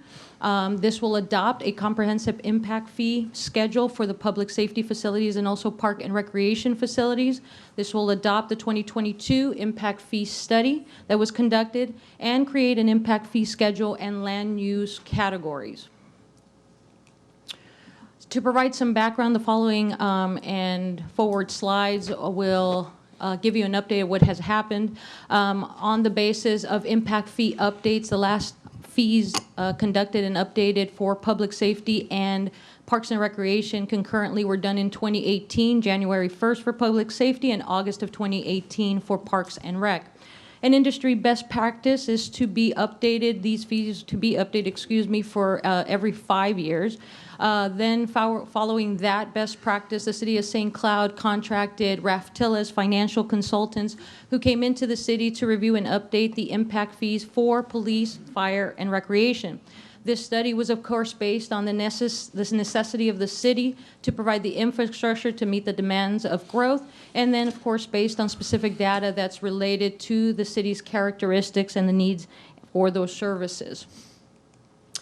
These calculated impact fees are set forth in the study. They are consistent with, of course, the Florida case law, the Florida statutes, and all generally acceptable impact fee methodologies. An outline, as you see before you, is the background of the meetings and workshops that have happened. And as you can see here, the impact fee study was completed within the last 12 months, justifying these fee levels. The 2021 impact fee study dated February 24th of 2022. The city then concurrently is holding two publicly noticed workshops that are required for the increase of fees according to Florida Statute 163.31801, paragraph 6. And that was conducted in May 19th, 2022, July 21st of 2022 as well. Finally, and where we are now, the city has held and is holding the final of two publicly noticed hearings, one conducted on October 16th of 2022 and as of today, October 27th, 2022. 90 days after the second reading, and if there is adoption of this reading today, all increases to fees will go into effect 90 days. Any decreases in fees will be immediately in effect.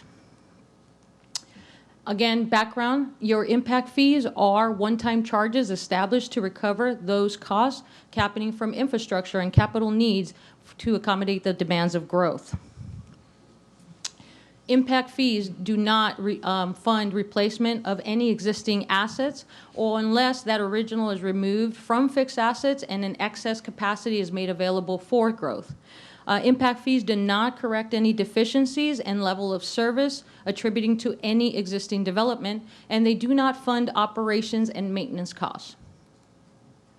The technical report, which was presented to you and reviewed by our council, it determined the following items. One, the impact fees, of course, are necessary to offset the cost of the city associated with meeting the needs of the city and its services and facilities that demand and are created by projected new residential and non-residential development. Two, the amount of the impact fees is reasonable in relationship to the burden imposed to the city to provide these new facilities. Three, the expenditure of impact fees pursuant to the terms of this ordinance results in a beneficial use to new development reasonably related to impact fees per dwelling unit, by type, and per increment of non-residential development. 4, that a rational nexus exists between the projected new development and need for the additional public facilities that are going to be funded via the development fees. And 5, the amount of development fee is proportional to a fair share of the additional public fees needed to provide adequate services for the new development. Some of your highlights here for the police and fire impact fees, here are some key drivers. It is, of course, driven by future public safety facility needs, a replacement of Station 32 for 2 new fire stations and administrative buildings, new police cars and fire trucks. Non-residential land uses, currently 1 non-residential land use category is imposed, proposing implementing 2 non-residential land uses in the categories of 1 industrial warehouse and 2 all other non-residential. Update fees in 2025, our new fire stations and public safety facilities are largely completed with actual cost information. Fee schedules before you. These are your public services with land use, the impact of the unit, the existing fees, the calculated new fees, and on your right and final column, the change with those new calculated fees as they relate to the existing fee.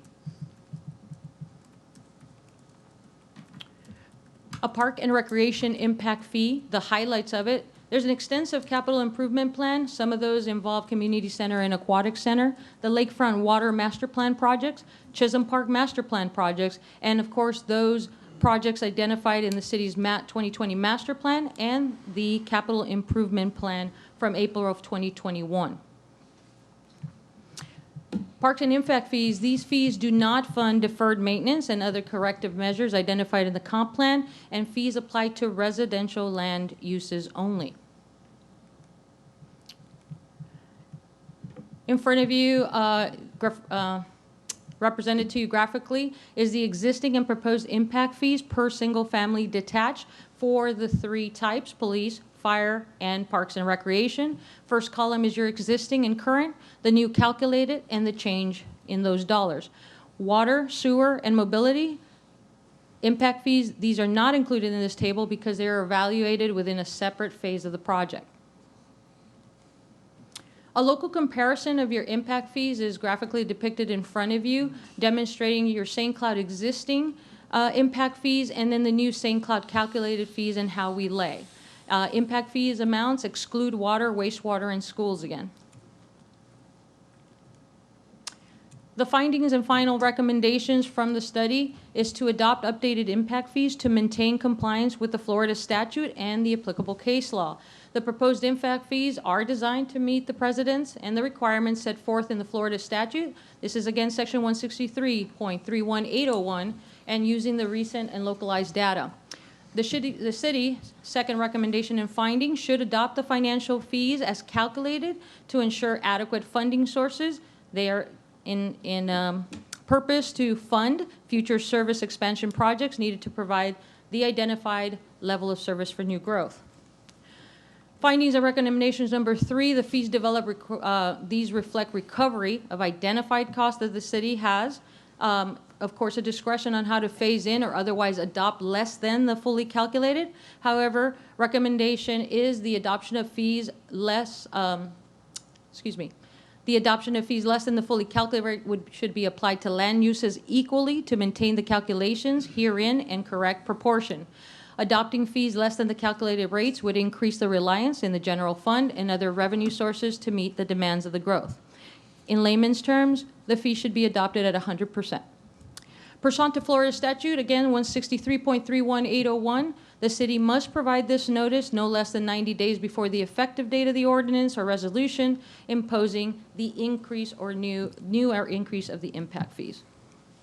5, we are to be in compliance with the Florida statute, the city should collect and maintain revenue for each type of municipal and utility impact fee designed in sub-accounts and use such fees for those facilities designated for each purpose. And then 6, the city should plan to update its police, fire, and recreation impact fees prior to 2025 so that we can remain at a remain based on the recent and localized data. We have an extraordinary circumstance. The technical report distinctly demonstrates that there is an extraordinary circumstance necessitating the need to exceed the phasing limitations contained in that 163.31801 Florida statute, and thereby justifying the implementation of fees as presented in the technical report that has been outlined. On May 19, 2022, and July 21st of 2022, this city held a publicly noticed workshop dedicated to identifying the extraordinary circumstances necessitating the need to phase in the limitations contained in such statute as mentioned. This justifies the increase to the police impact fees, the fire impact fees, and the parks and recreation impact fees. The fee adoption schedule summary for you is in front of you. I will summarize it quickly for you. And if adopted, these proposed fees for the police services would be $1,029 per dwelling unit for a single family, $992 per dwelling unit for multifamily, and .1130 per square foot of industrial warehousing, and $1.332 per square foot for all non-residential uses. The proposed fees for fire rescue would be $902 per dwelling unit for single family, $808 per dwelling unit for multi-family unit, and then $0.099 per square foot for industrial warehousing, and finally $1.167 per square foot for any other and all other non-residential uses. Finally, the proposed fees for parks and recreation would be $2,865 per dwelling unit for the single family and $2,567 for dwelling unit for multifamily. Park and impact fees are, of course, proposed for collection on residential construction only. Stay with me, we're almost there. Finally, in impact fees and increases, they're going to become effective 90 days after the adoption of this ordinance, while any fee decreases, which as noted before, there's only one, will become effective immediately. The only reduced fees are for the industrial warehousing uses, for both police and fire rescue impact fees. Staff is recommending approval of ordinance number 2022-61 and is requesting the action for approval of such ordinance from the City Council. I'm available for any questions if you so have some. Thank you. If you'll stand by. Would anyone in the audience like to speak to this item? If not, we'll have discussion and a motion by council. Motion to approve. We have a motion for Councilmember Urban, Second. a second from Councilmember Askew. Askew. Madam Clerk? Councilmember Askew. Aye. Councilmember Trace. Aye. Deputy Mayor Matheny. Councilmember Urban. Aye. Mayor Blackwell. Aye. Motion carries 4-0. Thank you. Brings us to items 5, 6, and 7. First reading and introduction for ordinance number 2022-53, an ordinance of the City Council of the City of St. Cloud, Florida, to annex into the City of St. Cloud approximately 3.17 acres identified as KSI Professional, located north of Maydew Court, south of Nolte Road, and west of Michigan Avenue, in accordance with the voluntary annexation provisions of Chapter 171.044 Florida statutes.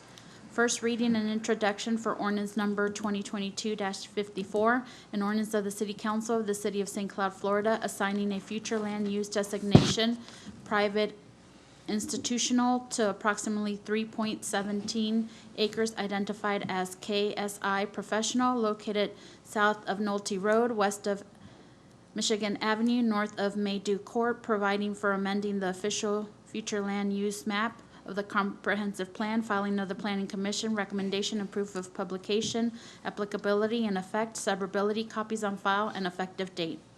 First reading and introduction for ordinance number 2022-55, an ordinance of the City Council of the City of St. Cloud, Florida, providing for the zoning amendment of the zoning map of the Land Development Code of the City of St. Cloud, Florida, specifically changing the zoning designation of approximately 3.17 acres, identified as KSI Professional, from R2 Rural Settlement County to a P Professional City zoning designation with a private institutional future land use designation adopted by ordinance number 2022-54, generally located south of Nolte Road, west of Michigan Avenue, and north of Maydew Court, providing for entering the designation on the official zoning map, filing of the Planning Commission, recommendation and proof of publication, severability, and effective date. I Hi, good evening, Council. Dagmar Segarra, Planning Manager. This is the first reading for the annexation request, future land use and rezoning request for KSI Professional. The property is approximately 3.17 acres in size and located south of Nolte Road, west of Michigan Avenue, and north of Maidu Court. I don't know if I'm pronouncing that word. And staff recommends approval of the request. In regards to the voluntary annexation, the property is contiguous and reasonable and compact, adjacent to city limits. The existing future land use is low-density residential in the county, and the existing county zoning is R2 rural settlement. The proposed future land use for this property is private institutional, and the proposed zoning is professional office. The development is compatible with the surrounding areas, and there is no adverse impact on city facilities.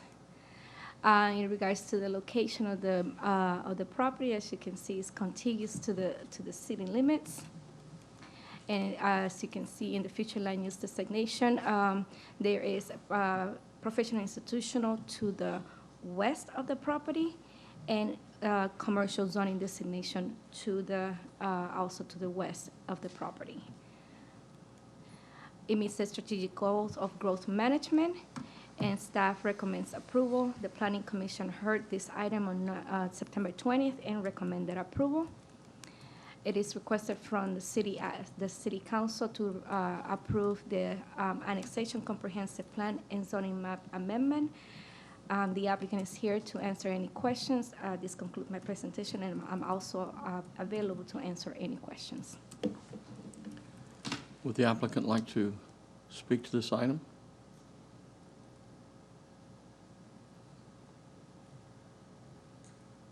I guess he's not here.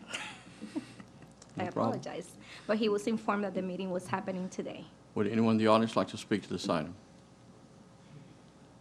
If not, we'll have discussion and a motion by council. Motion to approve. We have a motion from Councilmember Askew. Second. For the approval of ordinance 2022-53, and a second for Councilmember Trace. Madam Clerk? Councilmember Trace. Aye. Deputy Mayor Matheny. Councilmember Urban. Aye. Councilmember Askew. Aye. Mayor Blackwell. Aye. Motion carries 4-0. I make a motion for the approval of ordinance number 2022-54. Do I have a second? Second.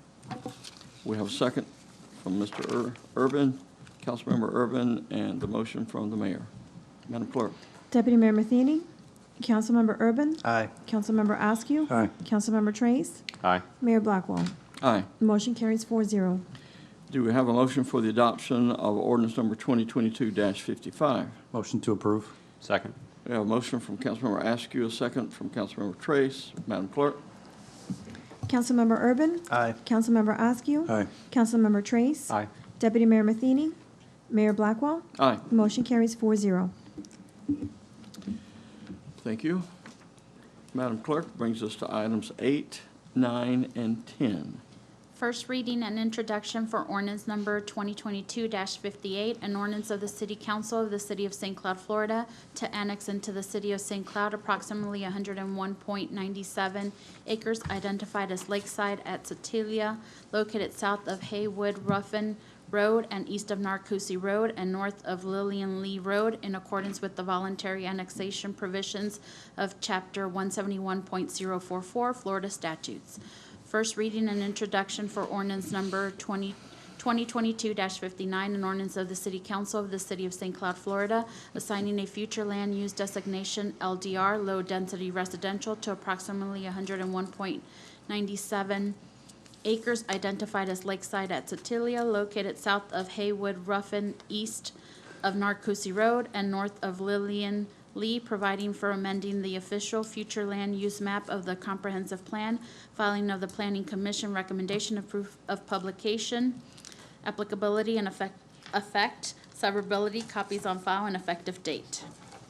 First reading and introduction for ordinance number 2022-60, an ordinance of the City Council of the City of St. Cloud, Florida, assigning a zoning district of PUD plan unit development compatible with a low-density residential future land use designation change, adopted by ordinance number 2022-59 for approximately 101.97 acres identified as Lakeside at Sotilia, located south of Haywood Ruffin, east of Narcousie Road and north of Lillian Lee, providing for entering the designation on the official zoning map, providing for approval of the preliminary master plan, filing of the Planning Commission, recommendation and proof of publication, suburbility, and effective date.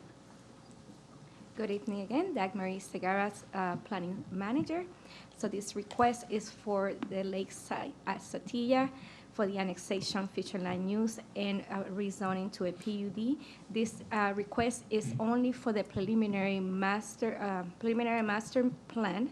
The property is approximately 101.97 acres and is located south of Haywood Ruffin Road, east of Narcousie Road, and north of Lillian Lee.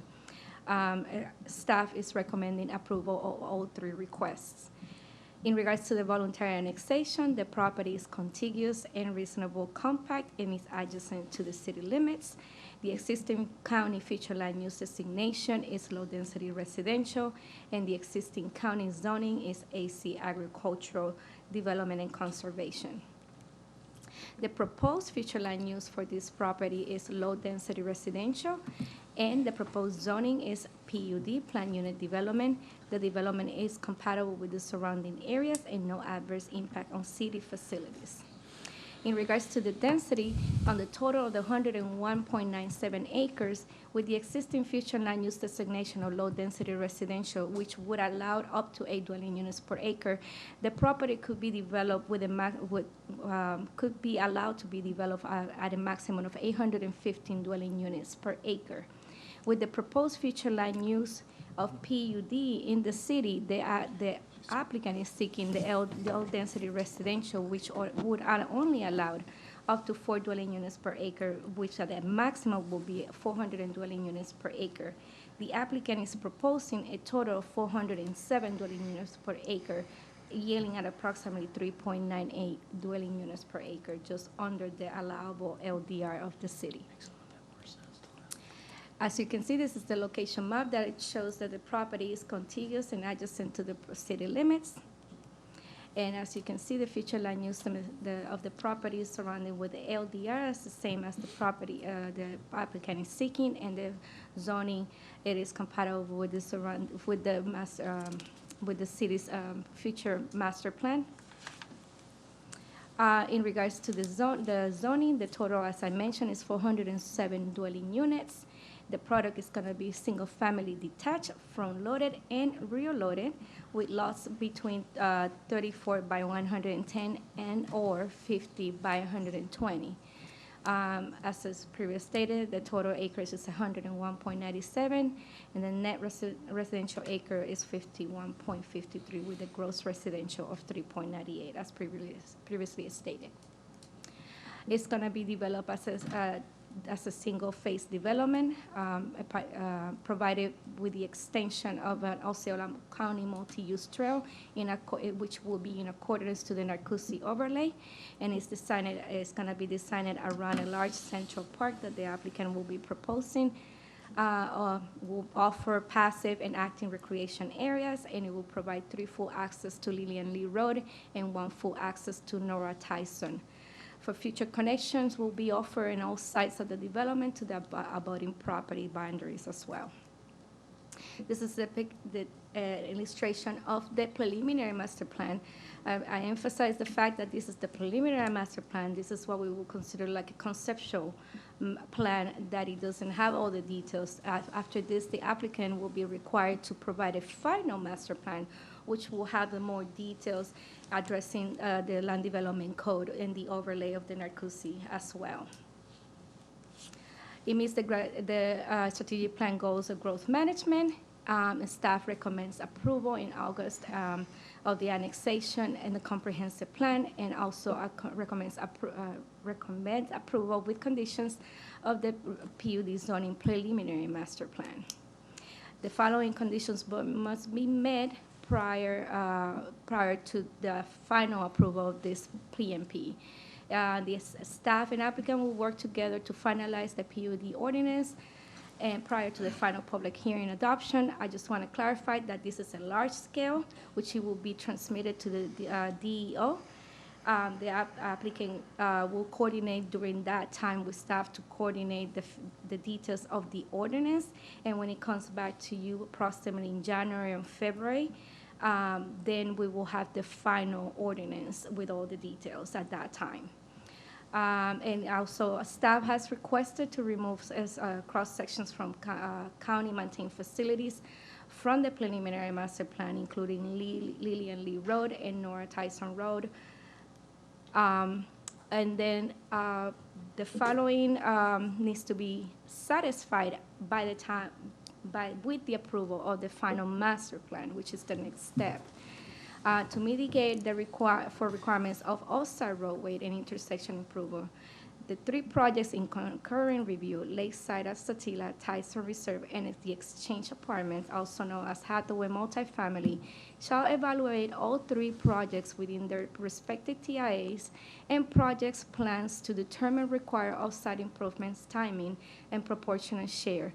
Coordination with Osceola County as well as city staff will be required. This condition is, as I mentioned in the condition, right now we currently have 3 projects that would affect all of these intersections, including Narcoossee. Staff feels that it's important that all 3 projects be evaluated under one TIA to then see the true impacts of all development. The applicant is being informed of this condition, and it will be and they will be able to comment in regards to that condition.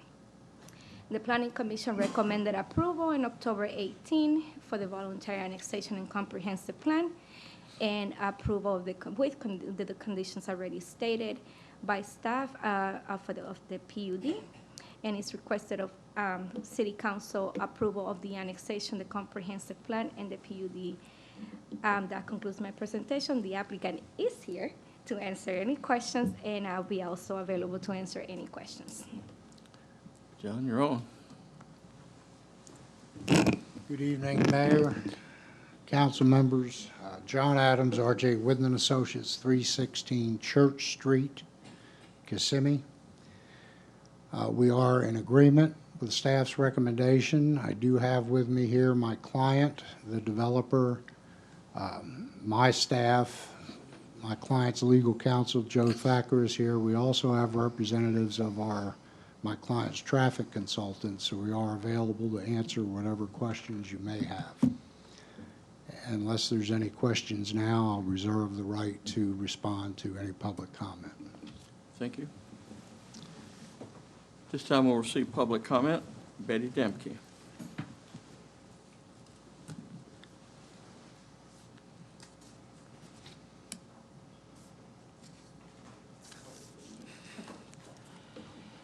Good evening, council. Betty Damke, 4776 Hidden Heights Trail. Do you need this? Oh, okay. First of all, I want to commend the staff once again for consolidating the traffic study for these 3. And I would like to suggest that the proposed development that's going to be coming up on the corner of 15 and Lilly and Lee with Greenscape be included in that traffic study, because they all 4 are adjoining and impacting that road. I also want to say a very special kudos to Kyle and Greg from Sovereign Land Development, these developers, who took the time to come out and meet with some of us on site yesterday. Some of the issues we were going to present tonight were resolved before we had to get here, and that's how you work together. We are requesting, though, that you postpone approval of any of these tonight until the special conditions that I'm going to outline below are addressed and entered into the final approval. That the combined traffic study be conducted by an independent agent and reflect prime drive time, not a Sunday afternoon at 3 o'clock. A mixture of lot sizes that will include 60 and 75-foot lots in addition to the smaller lots that they already have. A minimum of under air, 1,800 square feet per home. Negotiate with Greenscape to incorporate the adequate access to Highway 15. And I know that this has been addressed and is being resolved. And ensure that the home builders for the site offer designs for homes that are unique and upscale floor plans versus the normal cookie-cutter homes that we are overwhelmed with in our community. We need to pull executives from Lake Nona, from the medical center and all of the other high-end industries that are going in up there. They're looking for the larger homes, the larger lots. Completion of improvements to Lillian Lee and North Tyson with speed bumps be completed before any permits are issued.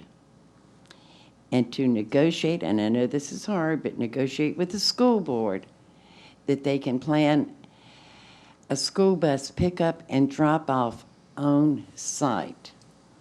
I know things will have to be redone, but it can be done. Again, I would like to ask either Greg or Kyle to come up and address these issues and possibly expound on what we discussed yesterday. And then we'll go from there. Thank you. You may be seated. Stephen Hobbs. Stephen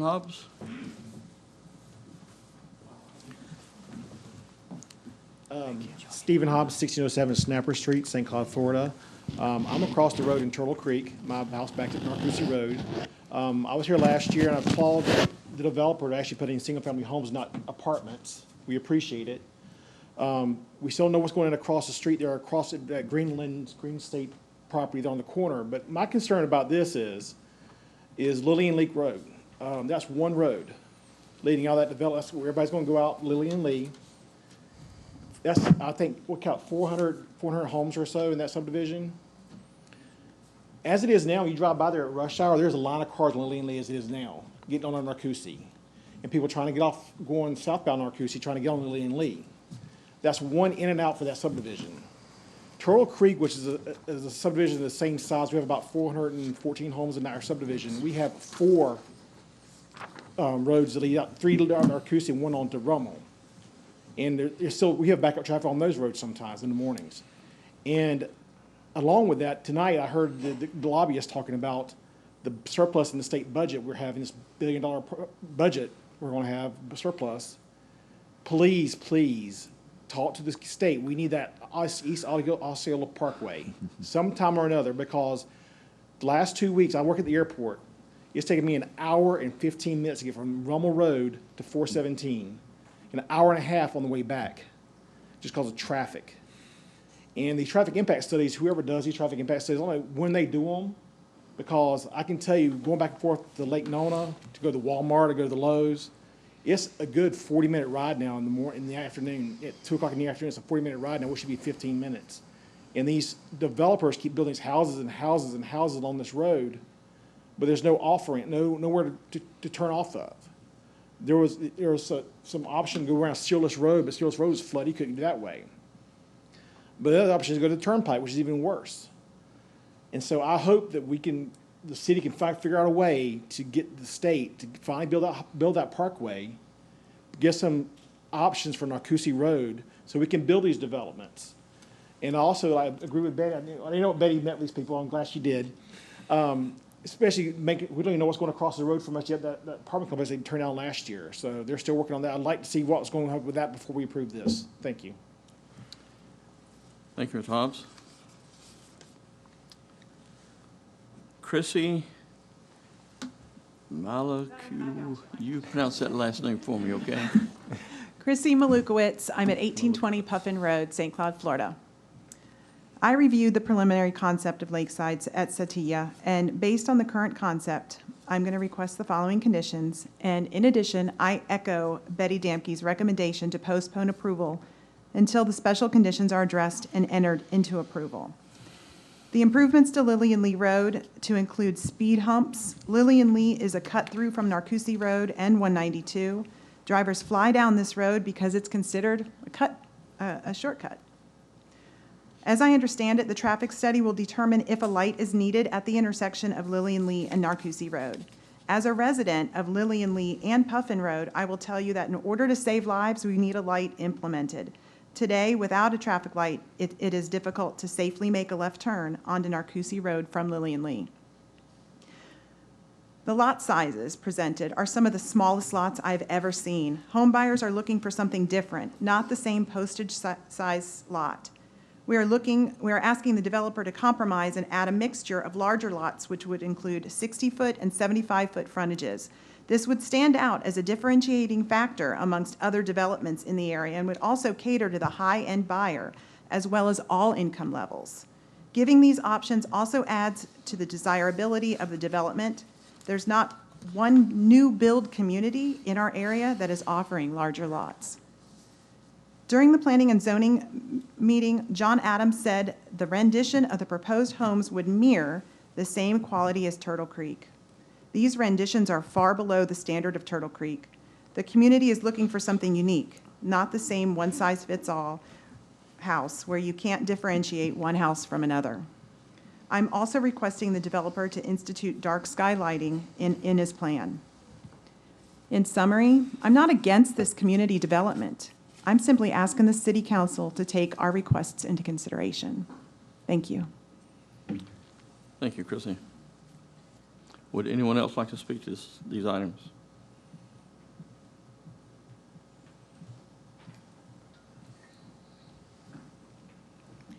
Joe Thacker, 17 South Orlando Avenue, Kissimmee. The only thing that I wanted to address with the council is the special condition as far as the traffic impact analysis. Right now, it's for approval at final master plan. What I'd like to do is ask that it be at preliminary subdivision plan instead, because if all three have to do it, that gives just a little bit more time to get it approved. It would be, the preliminary subdivision plan would be back in front of the council, so you would have the opportunity to review it, know what the traffic impact analysis says at that time. And so I think all the concerns as far as traffic could be addressed. They have an existing traffic impact analysis methodology, but they're willing to add in the other developments that have come since then in there to take a bigger look, and then we'll address any off-site improvements that need to be done as required. Thank you, Ms. Thacker. Mr. Adams. Thank you, Mr. Mayor. I just want to address some of the comments I heard from the public. And we are in agreement with the TIA being collective. It makes sense to do that. It makes sense, and I applaud staff for coming up with that idea. But I do want to say that staff approves the methodology of a TIA, and I don't think your staff is going to approve a traffic study being done at 3 o'clock on a Sunday afternoon, okay? It's based on PM peak hours, and I can have the traffic consultant speak to specifics on that, but it will be reviewed and approved by your staff, the methodology, before it's ever finalized and submitted. I do want to address a couple of the other comments. I heard a couple different times improvements on Lillian Lee and Nora Tyson with speed bumps. It's my understanding that Lillian Lee and Nora Tyson are county roads. The city cannot enforce anything on that other than the operational improvements required by my client for his development. They would all be part of that traffic improvement study, or the TIA, and they would all be identified as whatever improvements are needed. But I do want to say, from my experience, I'm not aware of Osceola County putting speed humps in local right-of-ways. But if that can be worked out, so be it, but that's an Osceola County decision. As far as the school bus drop-off interior to the project, we have no problem with that. But that is entirely up to the Osceola County School Board. Typically, they do not like to go into developments to pick up schools, but if in fact they agree to it, we'll enter something in through our construction plans and have that accomplish that. Finally, I think, well, let me just put my glasses on because I'm getting old. Yeah, there was one comment about the apartments next door. Well, that was a project that was ultimately withdrawn. We have no authority to represent anything on that property. My client doesn't own it. We have no clue what's going on with that property. We don't know what they're going to be proposing. But what we have provided, and if I could ask staff to put our preliminary master plan back up, we have provided not only access, oh, I can do that, huh? Okay. There we go. Thank you. It was easier for her to do it anyway. But what we have provided is not just access to Lillian Lee and Nora Tyson. We have provided stub out for future development for connectivity to the west, to the north, and up on the northwest or northeast section where we don't have frontage on Nora Tyson. So we have provided plenty of opportunity for interconnectivity. I do finally want to address this issue of lot size. I've been doing this a long time. I'm not aware of any professionally prepared documentation that's been provided by our neighbors. But I've been doing this a long time, and I do have a professional opinion about lot size. We used to hear it all the time. Up until about 20 years ago. Lot size has much less to do with value of product than the urban design standards that all the codes have been going to and the community amenities. That has much more influence on value of product than lot size. We have proposed a variety of product. We are providing for urban street sections, sidewalks. Not only are we recognizing the one trail that we have on the Narcoossee Community Plan, we've routed that into a centralized park to create amenity for the entire project. And we've connected it through our internal roadway section back out to our only frontage on Narcoossee Road. So we are even enhancing what is adopted in the Narcoossee Community Plan. That's my professional evaluation of lot size. Urban form, urban density, community amenities create much more value than the size of the lot. Again, we have our traffic consultant here. If you'd like to hear some of the things that could be done, some solutions subject to the TIA, we can present that, and we're available to answer any other questions you may have. I think at this time we'll have discussion on a motion by council. Do we have any questions? Councilman Rescue. Thank you, John. For the record, I did meet with the developers, asked some questions. I don't know if I asked about what's the parking per house on that particular? We are at 4.5 per. Your code requires 4.5 spaces per unit. We are at 4.5 spaces per unit. We have all detached product here. We have a variety of detached product. Okay. And I'm going to answer, I guess, for you. Dark sky, I believe our ordinances cover dark sky, so we're a dark sky community. I'm sorry I missed that one. Yeah.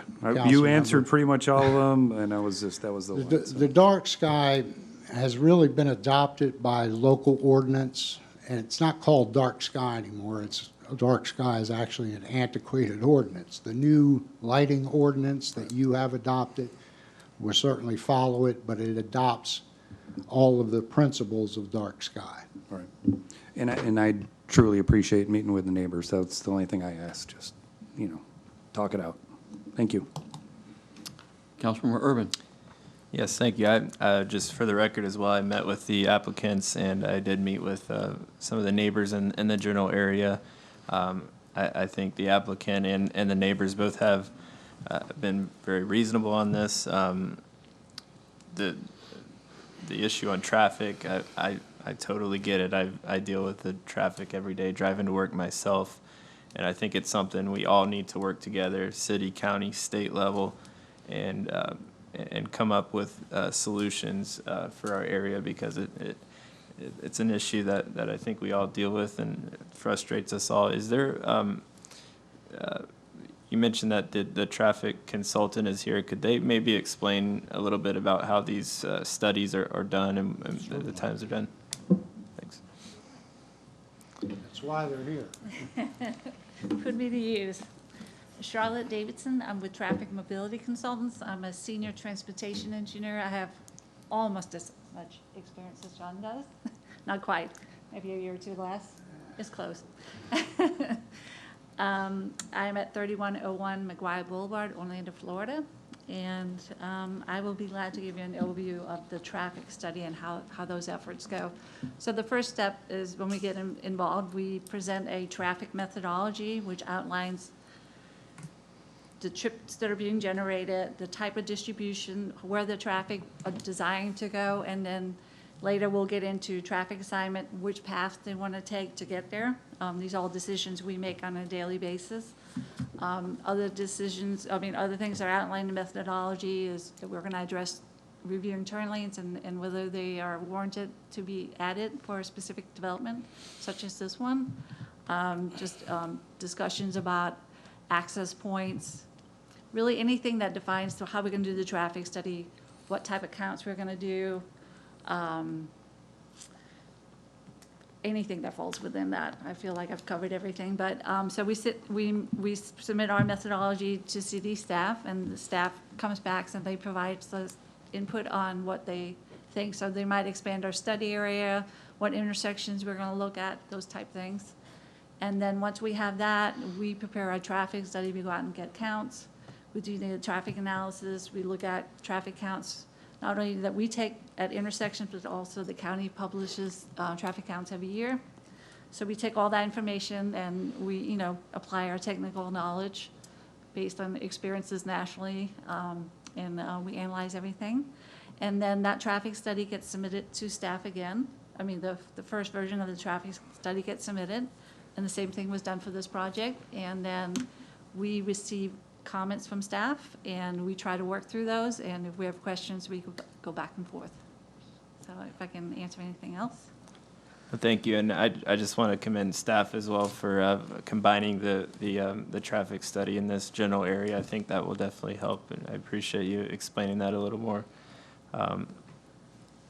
The only other thing I just wanted to say is that staff also pointed out, I'm sorry, I don't think I have any more questions for you unless anybody else does. Thank you. Staff pointed out that this already has a current zoning of 8 units, up to 8 units per acre in the county. And so I prefer the idea of this being in the city, and that way it's under our standards and our 4 units per acre. At the same time, I understand the residents' concerns. I would like to work with the county on maybe some speed control mechanisms, making sure that Lillian Lee Road isn't a speedway, and those are definitely concerns that I get and I understand. And I think it's also important to recognize this is the first reading, so maybe we can work out some of those issues before the final adoption. And then also, I get with the lot sizes. I prefer living on a larger lot. I get what maybe what the market is giving in our area right now, but I prefer a larger lot, but I understand that sometimes that's what the market dictates at the time. So just some of my comments. Thanks. Councilmember Trace. Thank you. I did not meet with the applicant, but Ms. Demke did bend my ear before the meeting, as she always does. First question, serious question. Satilla, where does that come from? Just made it up? Okay, It comes from my client. Because there's a Okay. Satilla River in Georgia, and about Lakeside and River, like it just, Well, okay. I'm not sure where it comes from. Okay, good. Okay? I'm not sure. All right. So on Mrs. Demke's comments here, so the TIA, I think we've got that handled, coordinate that. One of the things is, so the improvements to Lillian Lee specifically, would those be something that do we have the adequate right-of-way to make all those improvements now? Or before CFC for the phase one of the development? If you take a look at our site plan, we've actually anticipated dedication of some additional right-of-way along Lillian Lee. Okay. So if it's not needed, it'll be included in our buffer. Okay. If it is needed, we'll still maintain a buffer, but we've got adequate. Let me get you a more specific answer.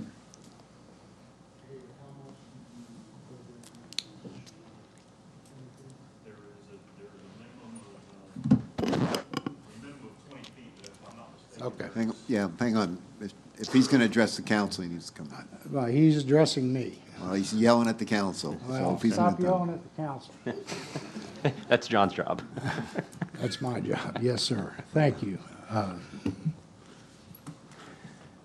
We have programmed in 20 feet for additional right-of-way, and we maintained an additional minimum of 20 feet. So we've got 40 feet between a buffer and additional right-of-way there. Okay. One second. I'm trying to look at the cross sections.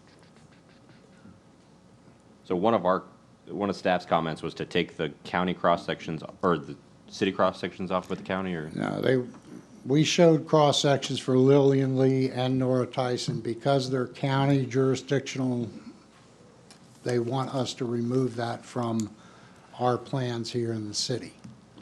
Okay, so there's a portion of Lillian Lee west of this property I think was kind of improved with another project. Is that, I imagine Lillian Lee is a framework road and it'll be a 4-lane road eventually, right? You are, I'm not sure if it's going to be a 4-lane framework road or not. We'd have to defer to the county for that. Okay, cross-section B. So cross-section B on the plan, cross-section B on what you guys submitted was, oh, sorry, it's a 2-lane with on-street parking and bike lanes? Probably medians, yeah. So it's still a framework road, it's just not 4 lanes. My apologies. Does that make sense? We have to defer that to the county, okay? It's a county road. The final design is deferred to the county. Okay, so I guess what will be constructed on Lillian Lee as you guys get your first phase built? We will be required through the TIA in coordination with the county to make all operational safety improvements. Now, what the magnitude of that is subject to that final TIA, and we will have those answers for you for the city when we get to that point. But we have to coordinate with these other projects, and then we'll assign whatever improvements are necessary to individual projects on a proportionate share basis. Okay, but when this first phase gets built, I can't answer that. I'm not an engineer, as you well know, and we do not have the results of our TIA yet. Remember, this is still a preliminary master plan. We've got a final master plan to do. We have a PSP to do. And as Joe Thacker requested, she asked deferring all those final improvements in that final TIA because of the coordination effort to the PSP process. Okay. And I'm fine with a majority of that. It's just, it would be nice to paint a picture for everyone of kind of what this is going to look, you know. At least we already have a section that's constructed to an urban standard, and then this is where it kind of gets rural weird, and then we're going to at least improve that part. Councilmember Trace, I could defer to your staff. Maybe they have a much better idea than I do. Okay. So, Erin Stark, Transportation Manager. We met with the counties yesterday and throughout this process. So what I'm conveying is on their behalf, in addition to what we'll require at our certain points in the process. The Framework Street is planned to be an avenue. Typically, those are two-lane avenues, so it's a divided section with a median, landscaping in the middle, and bike lanes on either side.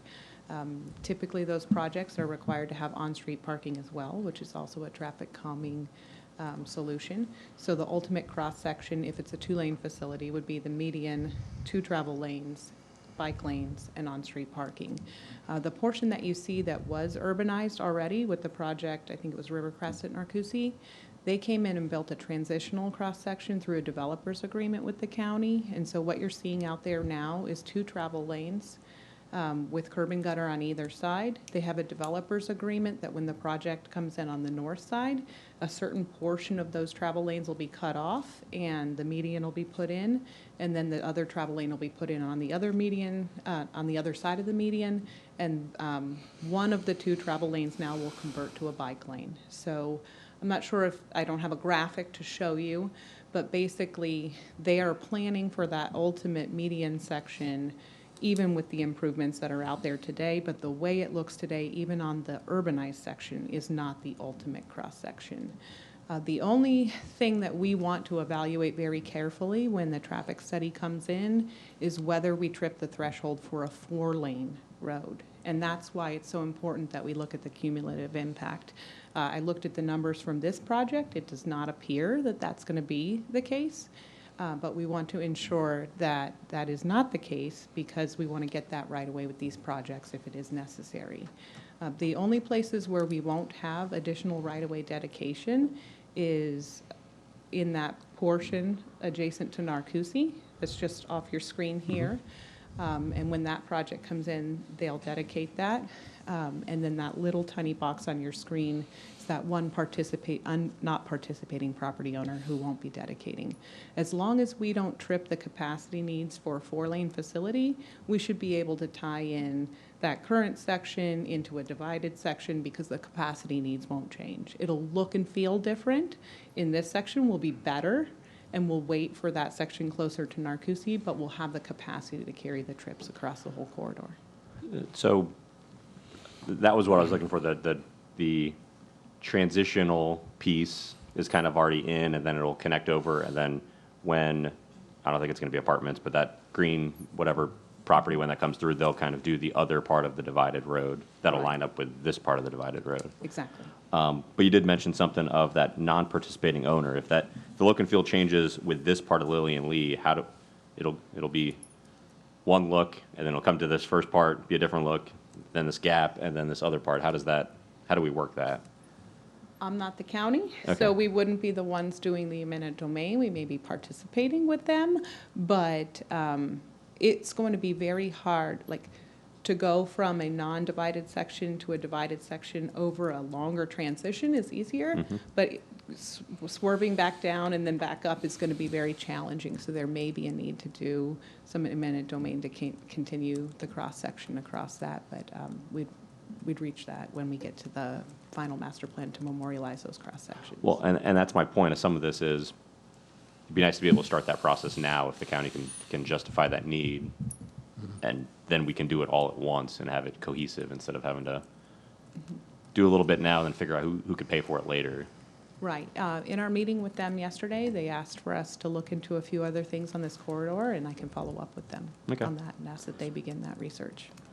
I think that's and then I like the answer of different avenues for traffic calming other than speed bumps, because then you just have a drag strip with a jump instead of something that is calmed because of the design of the road. and on-street parking or bulb outs or whatever else that traffic calming devices we have. But yeah, I'm not a fan of speed humps because they become a big pothole at the end where cars bottom out. Okay, so that's my traffic comments. Question for Mr. Adams. I like the trail coming through and it's connecting and being cohesive. Was there a reason that that Street A had all front-loaded product on it? And I guess I'll back up a step for that. So for a little bit of context-sensitive design, I guess the property to the west we know is going to be denser than this. At least that's what they've applied for before and will probably apply for again.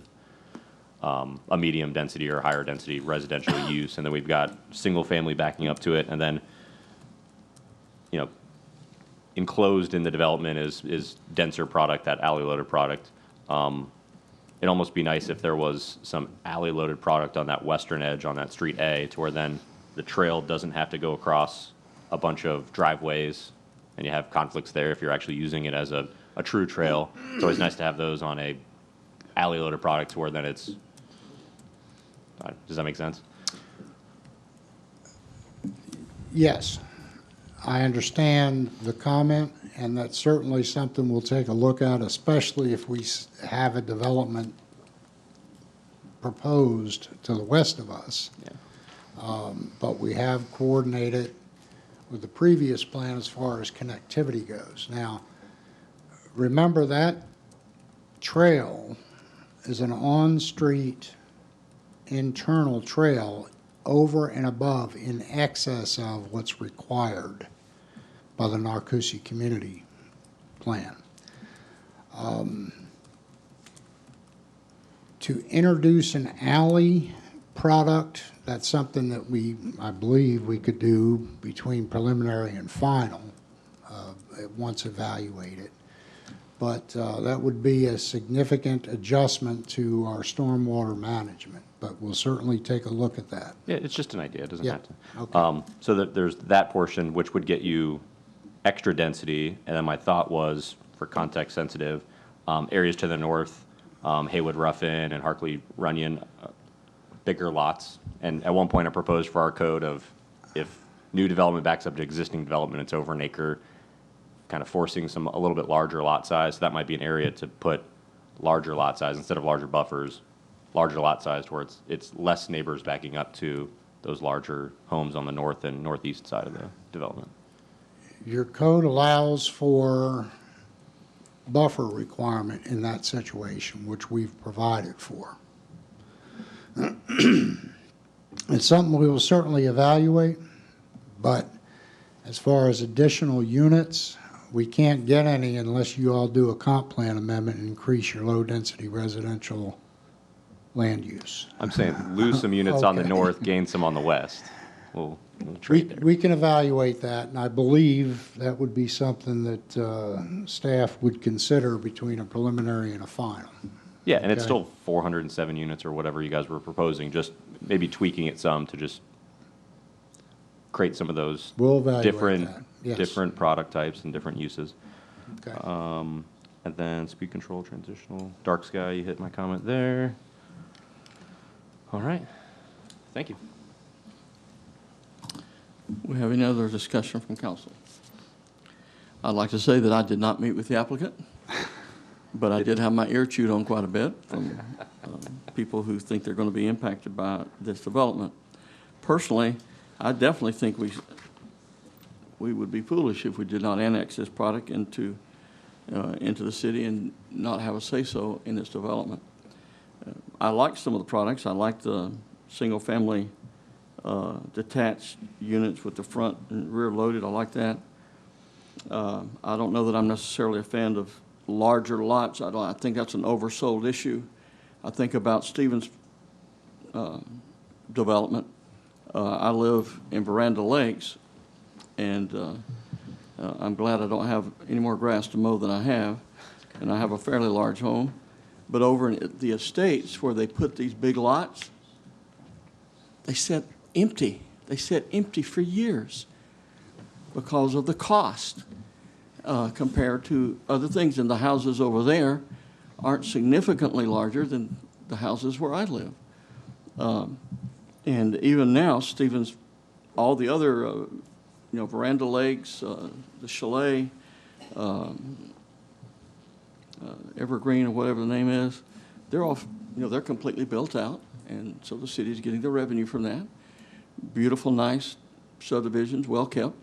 But over at the estates, you got sections where sidewalk is not completed because the lots haven't been sold. You got empty lots. It's a big executive development. And when I talked to the developer several years ago, he said, man, what a terrible financial disaster this was.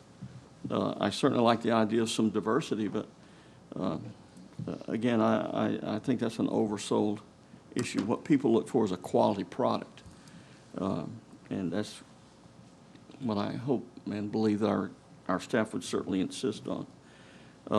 What I do like about this particular preliminary plan is the green space, and I like the centralization of this park and the trails and the extra things that you provided for that are just great amenities, and I like that. Do we have any other discussion? I'd like to make a motion that we approve the first reading of ordinance 2022-58. Do I have a second? Second. We have a second from Councilmember Askew, the motion from the mayor. Madam Clerk, please call the roll. Councilmember Askew. Aye. Councilmember Trace. Aye. Deputy Mayor Matheny.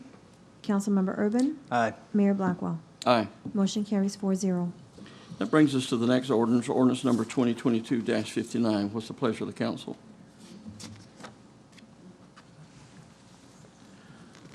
Motion to approve ordinance 2022-59. We have a motion for approval from Councilmember Trace. Do I have a second? Second. Second from Councilmember Askew. Madam Clerk? Councilmember Trace. Aye. Deputy Mayor Matheny. Councilmember Urban. Aye. Councilmember Askew. Aye. Mayor Blackwell. Aye. Motion carries 4-0. And then that brings us to the last ordinance, ordinance number 2022-60. Point of order, Mr. Yeah. Mayor. What do we need to Yes. change? Just, I want to request again, Joe Thacker's request on behalf of our client, that the condition on the TIA be deferred to completion with the preliminary subdivision plan, and if that could be included in a motion, we would appreciate that. Okay. Mr. Manzares? I was going to point out the difference between the staff recommendation and what the applicant wanted on that issue. Okay. Thank you. Staff would like to request that if the council is considering to move the TIA to the preliminary, to the final construction plans, to be specific, right now, the applicant is proposing one phase, but if in the event that changes and it's in multiple phases, that when they submit that first phase, the TIA is for the entirety of the property, not just for the specific phase that they're submitted. Okay. That's not an issue for us, and I just want to clarify, we're requesting a deferral, not to the construction plans, but to the PS, the preliminary subdivision plan. Same thing. We concur. And that's the As long as coordinating. it's in one phase Yeah. for the entirety, and if it's done in multiple phases, then it will have to still be for the entirety. The combined TIA with the three developments, this one having essentially one phase. Yes. Okay. They further subdivide during the construction process, the TIA. Understood. All right. Is that how you do it?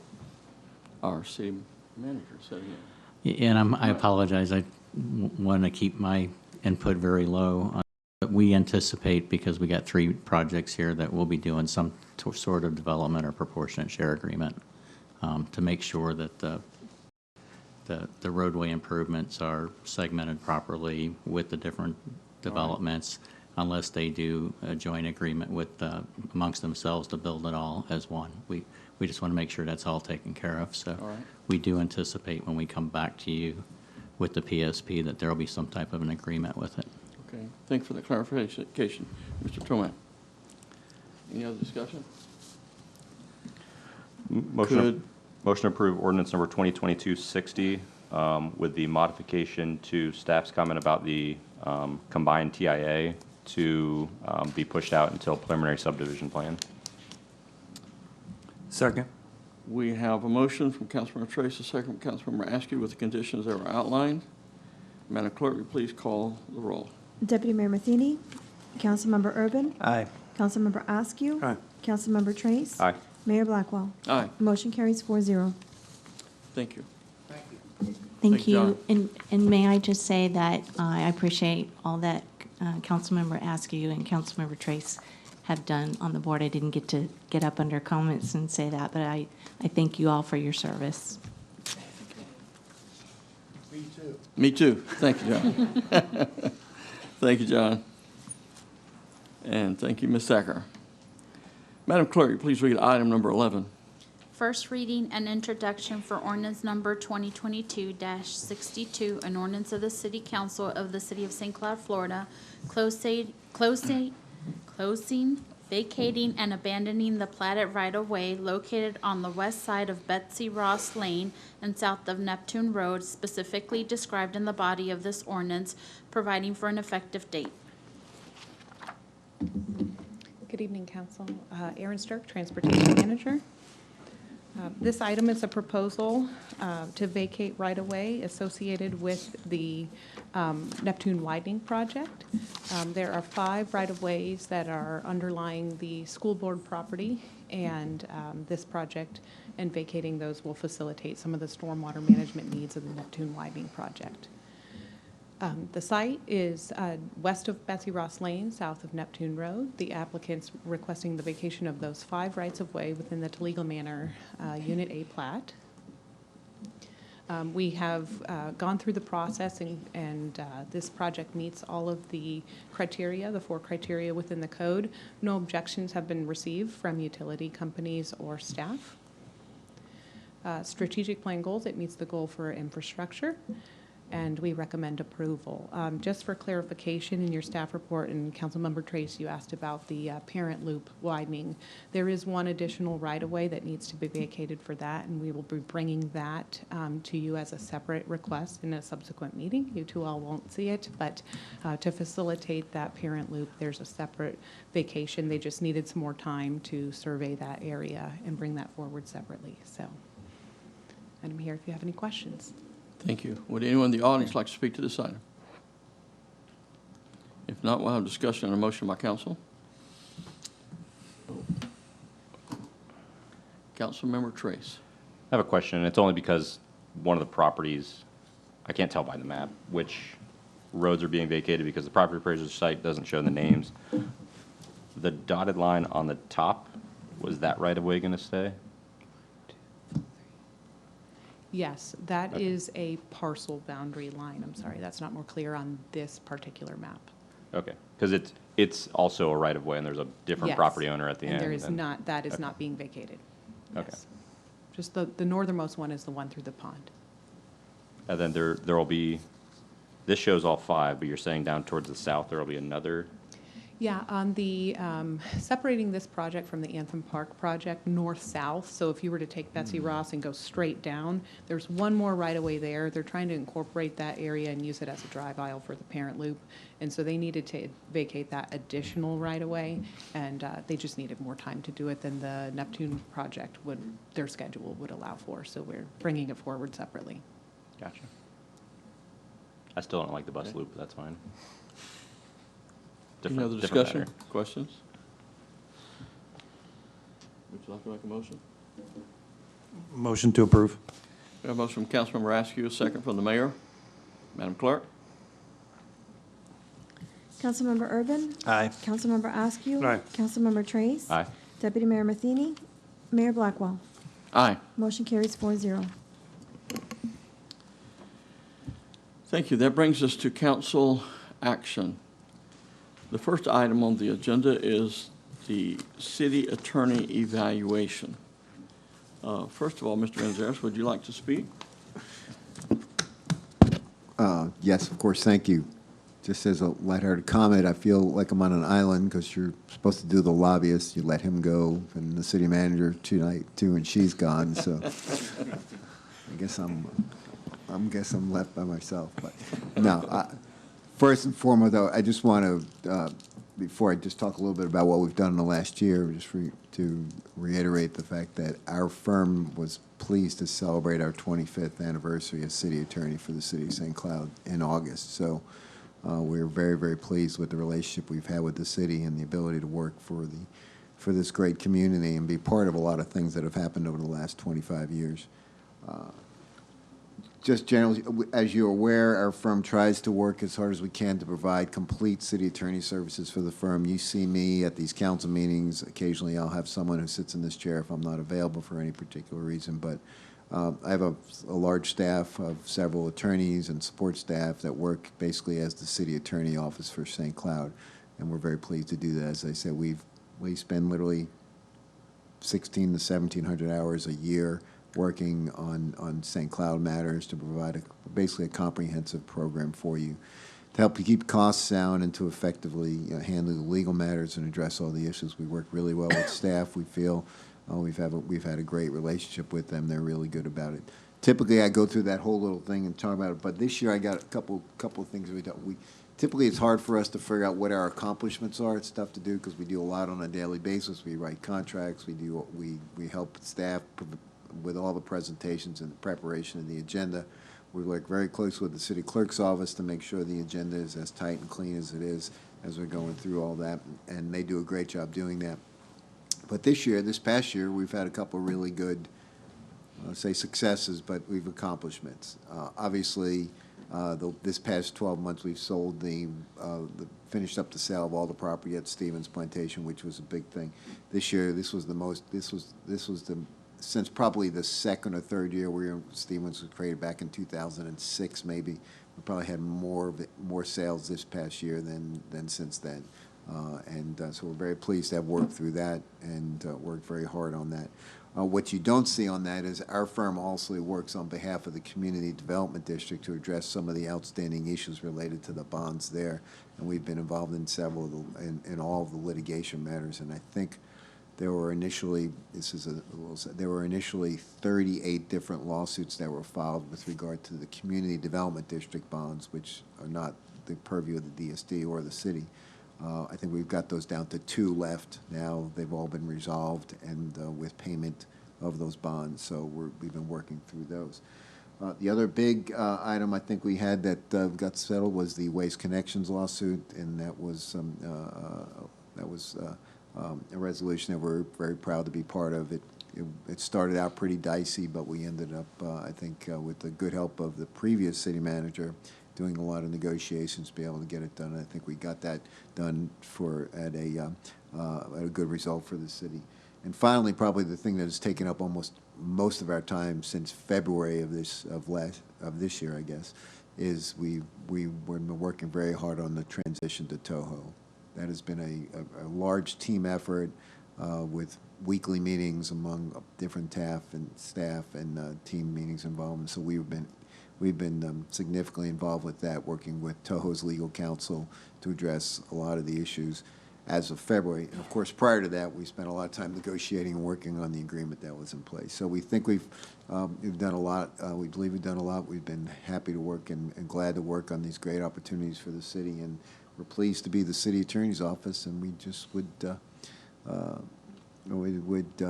continue to foster our relationship and move forward. And I won't tell you I'll be here another 25 years, but depending on how the market goes, I might. But the bottom line is we're very pleased in this, and so happy to hear any comments or questions or anything. Thank you. Thank you. Mr. Askew, would you like to speak? I won't do my stand-up comedian routine for you, but Oh, I forgot to say, and then at Bill's retirement thing, I got a couple of laughs. That was my fourth. was it a couple? Just a couple.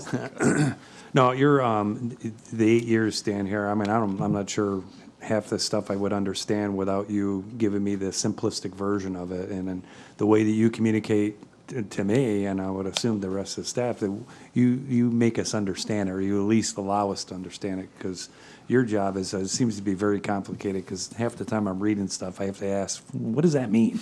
So I appreciate everything you do to the city. I think you're a true asset, and I don't know if the citizens see that, but I see it as a council person, and without you here, I can't imagine what it would be like. So, and with your expertise and your knowledge of 25 years, it's amazing how you can remember something way back then. I can't remember where I put my pencil half the time, so.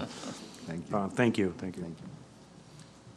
Yeah, I want to echo those comments. I mean, over the past 4 years, it's been nice to get to know you better, and then you've just kept us out of trouble, or at least got us out of trouble when we get into it. But yeah, you've done a great job, and I still don't understand how little you guys charge for how much work you guys put into it, but we'll forget about that. Mr. Urban? Yes, I've been here the shortest time, but you've been a very valuable resource for any questions I have, and we thank you for your service to the city here. Thank you, thank you. Well, I have a few comments. First of all, I appreciate your professionalism. It's just off the chart for me. I think tied into that is certainly your knowledge of the law, and all the things that come before us are just amazing to me. How much you have crammed in that little bald head of yours. No one's ever said my head is little. That was my joke. Your knowledge of the history of our city is such a tremendous asset to this council. I don't think this council realizes. Well, I think they do realize what a tremendous, valuable asset that is, the knowledge that you have and your ability to recall things. I'm not only in Mr. Askew's boat, I'm well beyond his boat as far as my memory is concerned, and I'm so thankful that you're here to help keep us on track. And I guess last of all, what I really appreciate because of your, well, two things, because of your professionalism and knowledge, you've helped us do some really big decisions. Toho, of course, Waste Connections, which we should have listened closer to your counsel on that issue. And then the final resolution of Stevens, and those I think are all historic things, and you've helped guide us through those so professionally. Again, the last thing is this: is your demeanor. You just keep your cool. You know, sometimes, you know, I especially in the early days when I first came on the council, and then several things when things come up, things that would make me mad or would make me angry. I mean, you just never seem to be. You keep your cool and you're steady, and we're just really fortunate, I would say blessed, to have you as our city attorney, and I hope that you will be here long after it looks like all of us are gone, because I think you're an asset that needs to stay here. Thank you, Mayor. Thank you. So with that, I guess we're going to keep you. That's fine. Do we address anything about salary or anything? Is that We're not, Mr. Trace makes that comment. We're pleased with the relationship we have with the city. We think it works for the city, it works for our firm, and so we are not asking for an increase in anything at this point. It's a tough time for everybody. Inflationary costs are going up, but we can absorb our end, and so we're not asking the city anymore. That's another asset that you provide. Thank you so much. Thanks. And we look forward to continuing to work with you. Thank you, Mayor. Brings us to item number 2, a discussion of possible action regarding the reappointment of seat number 7 on the General Employee Pension Board. I believe our city clerk is going to address that for us. Yes, good evening, Board. This is Donna Cooley's seeking reappointment. It's an appointment at large, so any council member can choose to appoint. Well, I certainly make a motion that we appoint her. She is a tremendous asset also. Great lady. I'll second. Can I just have do we need to vote on that? Or can Yes, we sir. Have to vote on that. All right. Councilmember Call the roll. Askew? Aye. Councilmember Trace? Aye. Deputy Mayor Matheny? Councilmember Urban? Aye. Mayor Blackwell? Aye. Motion carries 4-0. Mr. Manzares. At this point, the only thing I had to say was thank Mr. Trace, Mr. Askew for the opportunity to work with you. You guys have done a great job. I think I've worked with Mr. Askew the longest up here. I think so. We're going to miss you, as the mayor already said earlier. I hope you'll continue to reach out to me, because I've enjoyed our conversations when we've had them, so. And then I do support the mayor's idea that maybe one of you run for mayor. The laugh in the back was somebody who else's. Was that a Kelly lady that was laughing back there? I'm one of those two. That's all I have, Mayor. All right. Mr. Tomac, it's good to see you here tonight. We know that Well, thanks Mr. for Miller putting up hasn't with been me.